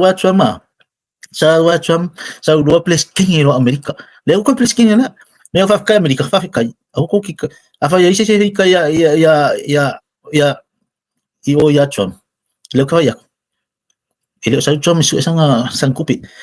sa Trump ko fa le ka mau ang Amerika o mga ave ese o le anga corrupt ia ba nga o Joe Biden man mo pa la sa ya ko fa le ma provided ni employment opportunities ngal wenga se kele mo kanga ka Amerika ko make a great America again why hafian kan foi kanga assassination pifa ko pifa fa attempt aya nga kai lo ai na mai le Trump o nga ka ke lo ai o ba markasi dua ko fa o ka mo fa yoki assassinate Trump la no ku la ma se men ku pui le lo nga ka mai o place ke nga le Amerika o coffee mai le langi le place ke fa pengala fola ka ko sa mo yoi coffee mai le langi kan ka fem kai ka ko kan ka mga sa ili lamyo ko mal kan ka ko lo mal kan ka lofa o menga ele os kan ka mo ngane mga o fa folding nga mai ke ma fa mai o mai fa nice mai la ko upula ko aku close door mala ko mela fa nga ola ko mala ko ai nga yoi nga ola ko mala ko ai nga enjoy la ko life ai umalo ya mai lo ko mai lo ka alo ku pel malo masong ka fai malo Trump masal Trump kusi no ngai ngole history America all place king come back come back strongly Trump mai uma ko sa wi ba ela wa kusi history malo okay fa kai fa la Trump ole fa kai organization la lang ni UNDP o climate changes o ba nga yo WHO pa kala pa o ese mo mai America ai sa mga Trump se film mai kupenga se kokongnya kan ka fanya nga Amerika mo provide ni si nga Amerika ilo le aru vario kupenga organization nga ava ku ka haro ka mga ya ba fast food mi nga la ave singal kausa nga organization WHO afi Amerika ko se la fa se la mi nga la ave wa vai ala me ku mai ang ya se nga kilo nga kaya nga la privacy sa nga mo comcast sa nga ku pe sa nga aya ayo kemi ole me fa pe me la nga le kering pipi kan kai senga aisa ana fing of fin ko si cash ma corrupt aisa ay America ikiri karo ya please king echo ikila fa vela cash out echo o ya la nga kusade mo pa mo Joe Biden na ngal ku pe ku daw kang mat ku pe nga ngali mang impeachment di nga ka ma-file nga impeach ya Trump aya nga mga interrupt le mga ongala Trump may fine investigation o Ukraine inga yesu ngi ki umawaya o ya Joe Biden lang ka Joe Biden le la corruption mal fa fanya nga nga bye mena le nga interfere lo interrupt lo le impeachment na le inga ya fa lave ungi yo se investigation I impeach ko nga Trump draw ma ko ile change ma mako nga ka mga email la fa mele mongi nga hiya sei la ai ko me mongi na yo ya aba makibana muli ya Paul me mo fai ka ko fa ngo oi ya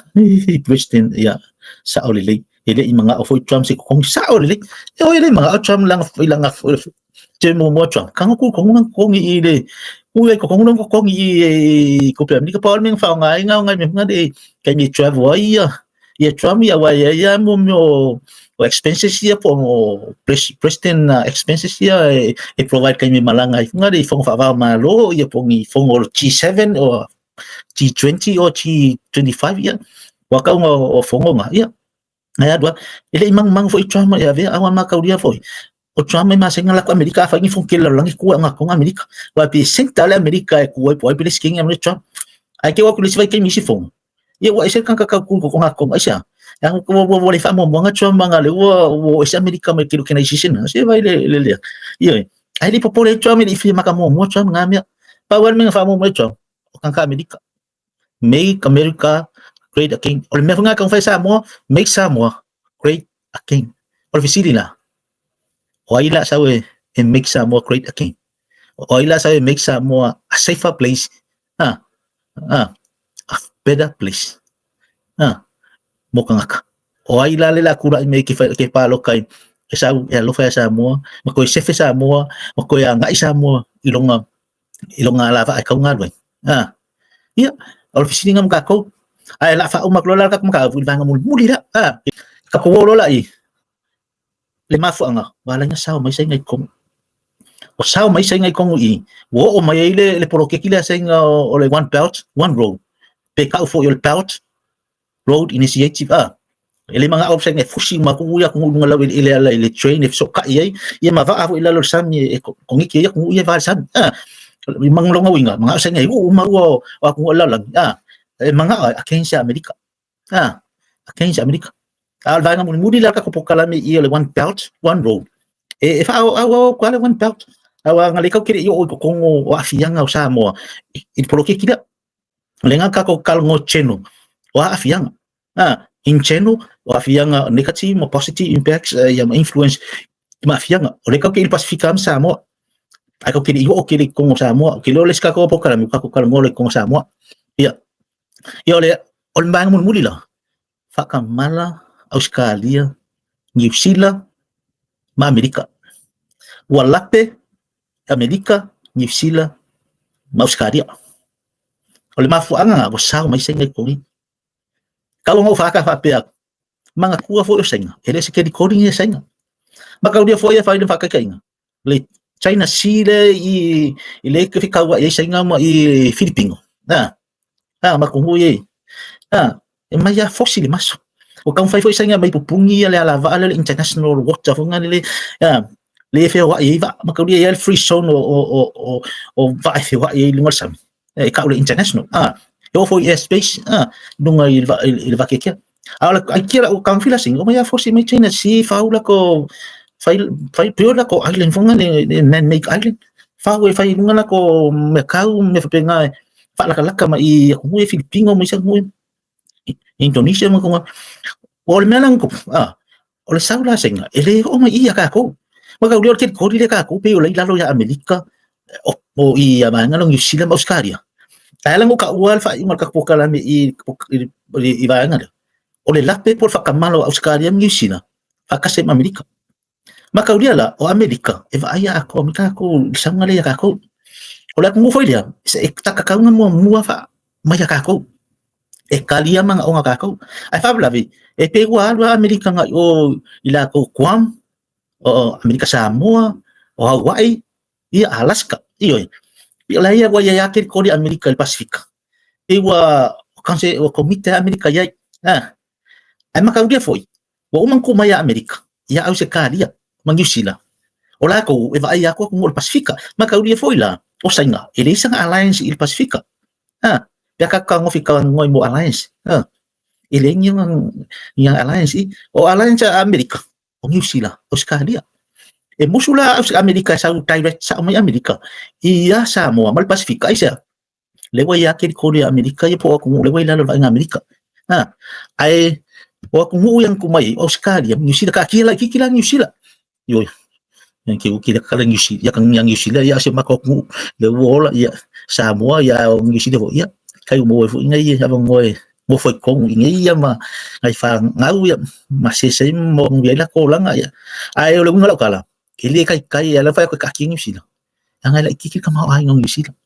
ili fa ko sukusar ka mao ay ngong sila Australia pe ala Australia nga kung may malos siya o alliance malos siya Amerika ya New Zealand Australia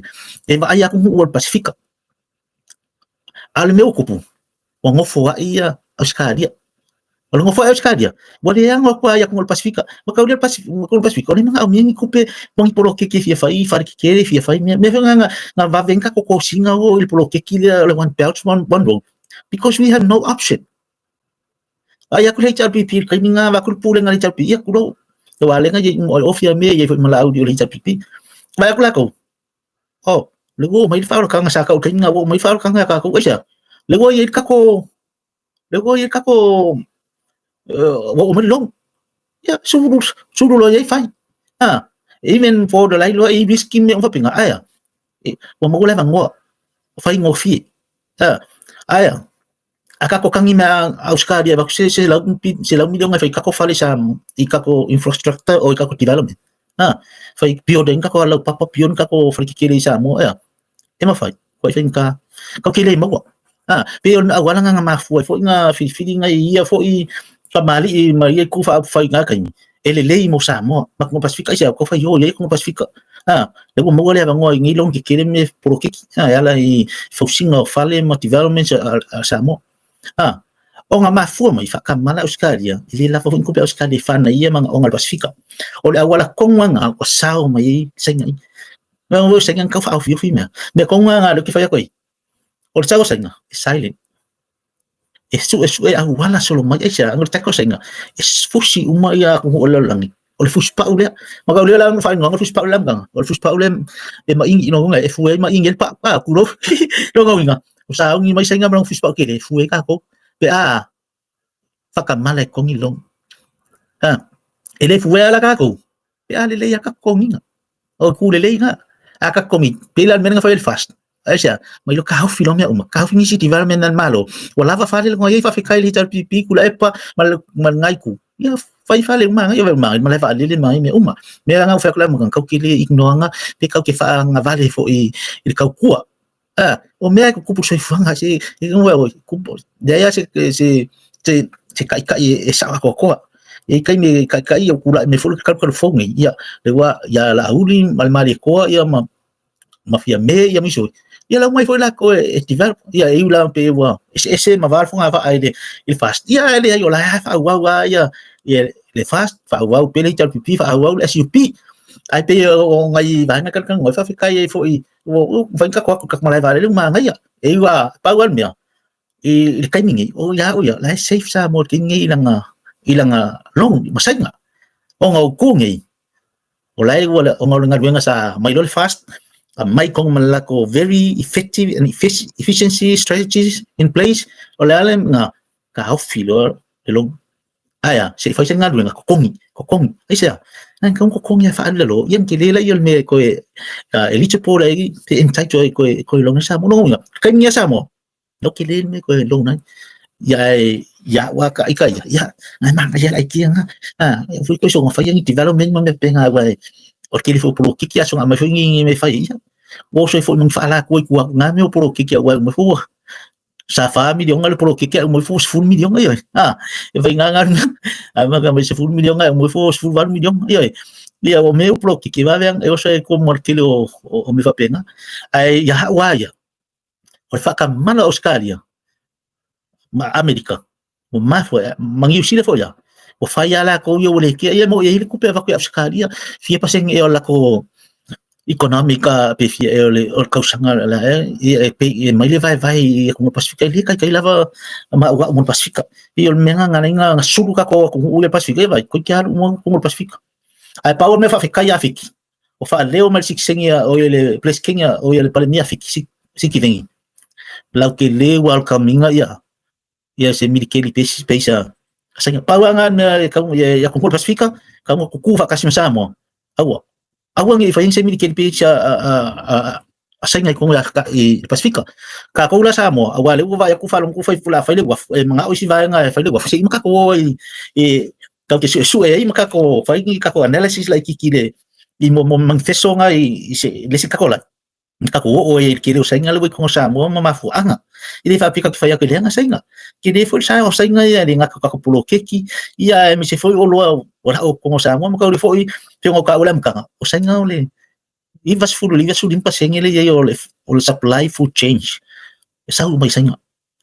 ele ai las kako option ele vem kako Amerika o ka vem kako me ai mangi o loa ma me fa penga e o i materials e o i mo educational supply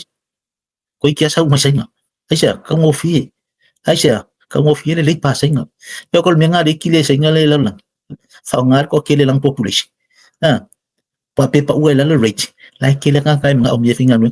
na ele piu ka ko la ki kan finga le workforce senga fi million le workforce la le rate ba ko malo ka pe ha le lo men finga le fu sei senga nga isa ko la lang po Amerika fa me Amerika la pa ka le tariff ya pa u le rate senga ya kan finga le ya ka mo le o lo senga la lang la ka mo fi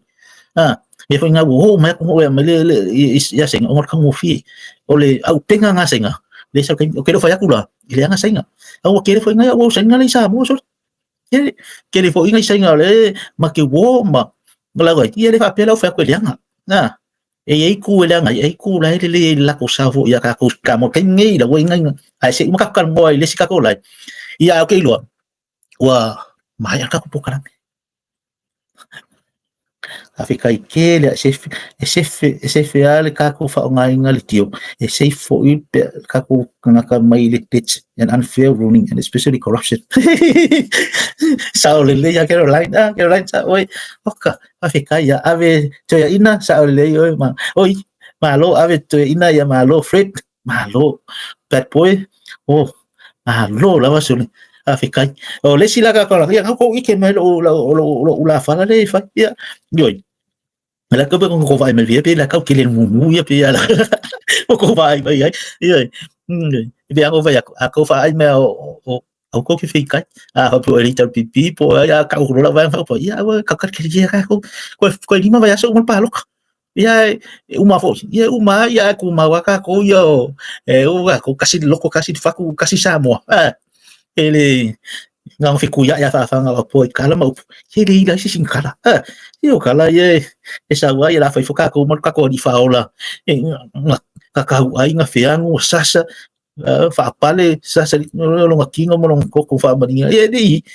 ke ye su ga sia nga sa wa fo mai fa ka mu le promise le ko la nga fa me le yo nge ko fa su wa fa pela na lo fa me le tu la lang wa ya ina mai no na tele tas ina ia le fano se tase fa tu te ia ai mau ia le ola fa va vai ile fa pela ng sa Yesu ko foi di kin kanga ka mai le Yesu le tu ala Yesu the incarnation of God through Jesus Christ na sa wa na sa wa le tu kin kanga ka mai sa wa si ko ngiola ka ko fa ngosan na mangu o ia o nga fa la fo uma lo lo ka ko fe ang uma ka we mo kanga ka sasa ma fai de ngoi de la fai fola ka ko ngia kala le la ka we o ko sa ili mai ka ma fa ka mali ang ole ka nga fa ali ang mo Facebook mo le YouTube ya le me mo wa le me mo wa ai ka ka ya lo fo ya ai ngi kula ya la fa uma la mo ki le ka ka la su ai ngi kula ya mo la fa kai ke le fa kai ko pu lo la ko pu le e uma mai mo mai maka ngi po ka pe ngo fa ya ko o ka mi lo ngalua ngi de fa masang ya koi le ase leo wala vale ia pe pa o papa ila ko fa fon anga ia ma lu ave fale yo ko finga ngalo e poko al ka ia se la nga ku yama paule mea ia na ko fa fon mai ire o ya isa ko ai o ka ko fa so ia ka ko fa so ai pe ango fa kla makanga ili ka ko ya senga mai senga fa kai ngol pa anga la kamera ko li simia o over lima super senga lo ka la fo ka ko o lai senga ia o ka senga fo le ko mo sa mo la ko fa lo e ke la ku le na la ngo mga mai senga se ka ko ia le la ka ko mo kingo o le a le la se ele se fibrous root system le a le la ka se ia ai o le a le la ka se ia o le type root lo nga winga e ko ai fiwa se ma ko la e mapunga ma lo ko e ka unga ko ru pe ko rupe ko lima pe ko nga ka se ka fai ia se nga fa pe le awa o se furu mika le lo ia o le a le ka ki mo ha se awangi se ia funga le nga se ya ko me le ai dunga ia o ke le lola pe ka hula ale se sa mo ne fa lo pe se mai se dia a fe la wo ye se ngola ia a ko ngwa e se mo ia le ta ku mai ia wa lo fa lo i si fa ku mai lo ko se fa le ya le ai dunga le ia mai ya ke a ngei mul pola to fele mul pola la ko anga ia mo kai milonga rua I lunga le YouTube mo le live stream e mo le aklenga fa kai mal fa malo I ro ko paki mai o me se foi ro ko sila mai mo mai ia fa ka ngo ni po kala ia o le foi se nganga la vale ia ma lu fa le ko finalo pa o le nganga ke fa fe kai kai ro ko la pale fa kai ro ko ngale lei ka kai fa ngo ngo ko kai mi ia ka ko ka ngo ia o ka ko fa so hai kala ngo aku au ia me se foi ia fa vai ko I check ia mai o kal maka ngo fi o ko fi ngalo uma e mo ia a kasi ape o vai ka ko fi ngalo pe ia fast do lo me le ngo ia ele lei po la o meu kanyi o gal me ia mais ka kal ngo a ko ngo foi ia o ngar ngi fa so o ki do ki le malo ka ko ngo lai pong sa a o ise ia se ka fa si lofo ia ia nga fa so ka sao ia fa nga a se ia ngai nga ko fa lai nga fo ngai wo si la fia ai pian ka kan ngo o le one belt one road o ngai ku le lei o ngai ku fo fa lei ia o mai fa ka assessment e fa mai ka assessment ele anga ia ele a fa pele ele le ia le ka ko vai a ko ia le ka ki ku fa le ko iyo o ngai ku fa le o ngai ku si le nga pele anga mai pa samurai ni ka ko ke e o mai fo si ku ka ko kasi pe ko rupe ko ko I negotiation le fai behind the closed door ai le lua mai kakang o le vai aso fo o le sika ko live le so mo kang fo I ku nunga ia le ia ka kom ka o le ka ko o lua po le ale afianga o Samoa ia ma le o ko sai ngai ko Samoa o le vai nga o ma le o le one belt one road ia po afo negotiation fai ia afo I se vai ngai Samoa po se afianga o Samoa o sai nga ia ma se sao sai ngai Samoa ia mi se fo yo kulanga onga so mo ku mai lo wingo vai aso le ia ma ka o ko lo le va fa pa lo que ya lo la wa ye yo e di ko nga ki ya wa le ko mai ka le o pa lo ka ya le me la ko nga yo o le ma ya nga o le fa lo aku ya ku sa pe ka wa mai pe ke ko ya I pe so ka ki o so ka mai pe bo le ko nga fe furi nga o ka ya yo me sa wa fa me ka sa wa ri ku ya ko fa pa se ya ngai ka mi ya Boleh ko le fa kai fa malo kwai so ka ku ai nga kup mo kamali ya mi se foyo o ko o pa anga I lunga ngi kai mi o ka le manga mafuka mai ya ki fa ko fa kwai ya mai sei la ko fo o sa ngi malo lunga po ya fa se mi ki mali ya fai sa kalo ya ba o ngai ko fa lunga lo moenga ya fai vi sa kalo pe malamat ka fa kai le das fo ya o fo isa ko lo langi o la fai nga lunga o la ya o la ko ya fai mal fai keke a pe ke lungo rosa ngi kai mi ya fai keke ke wa la vea ya lo me muro sa a we ki ava lungo la wala ya ka ngure ka fa ya mami ma ka mai ki ang pa imu le singa fang skasi ya fai sa ka mafkanga ya fai sa malo no cheno ma e fingalo yo mo aku umolan lang ya le ka ki va ka awa afianga we the pros and cons if apinga so similarly even you do a business want to run a business ya fanga faile me ka SWOT analysis ya por chau so ka ngai siba nga ya ka ole SWOT your strength ya ma threats your opportunities ya ma weaknesses ya apinga faingal me ya ele se pisingi se le inso nga vai nga weaknesses if pisingi se le inso nga malos strong yo pisingi se opportunities ma threats ko me ngai ka fa ya fa ngai al ka ko ngat venga ya ka ko fais ka ko fainga ka ko analysis ole vai so ole la ka ko sanga klo le si ka mo ka fa ka ko o ku ko se ngai sa mo ma le afianga o sa mo is all part ole mele one part one road ia mangi negotiation fo ka fai to me a favor ngare ya le ma tu mi favor e fa pe nga a pe ken vi poros kan ngare long mai sa ku pe kile ya wa lim fang ko yang fa sa do kan ka pe tu mi favor e pe yo ka ko e ka fa ka ko pe nga e fa pe mai senga sa mo tu mi favor ola la favor isi ka ko oye ko ko sa so ngi va ya so le la ka ko ku ngala se oye bien ka ko ka mo fo le ku fa kong ya ku ya fa ni mai so fin ngal ka ya fin ngal we de se sa wa ko le ko kan mo ya la ko fa kai mal fa malo mai ele lo ni nganga fa malo ko ka ko mo lo ni masule la ya manguia kele fo fanga ngi po mi se fo yo ngal nga fo yo ko lo au pe ngi kai mi ya ka ko fi lo ile lo fo le li sa so ngi va ya so ya mai pa mai ni se ne ya te roa ia fa'asoifua kuai manguia malolonga le po kai fa'akasimai fa manguia le li ongo Iesu amen ia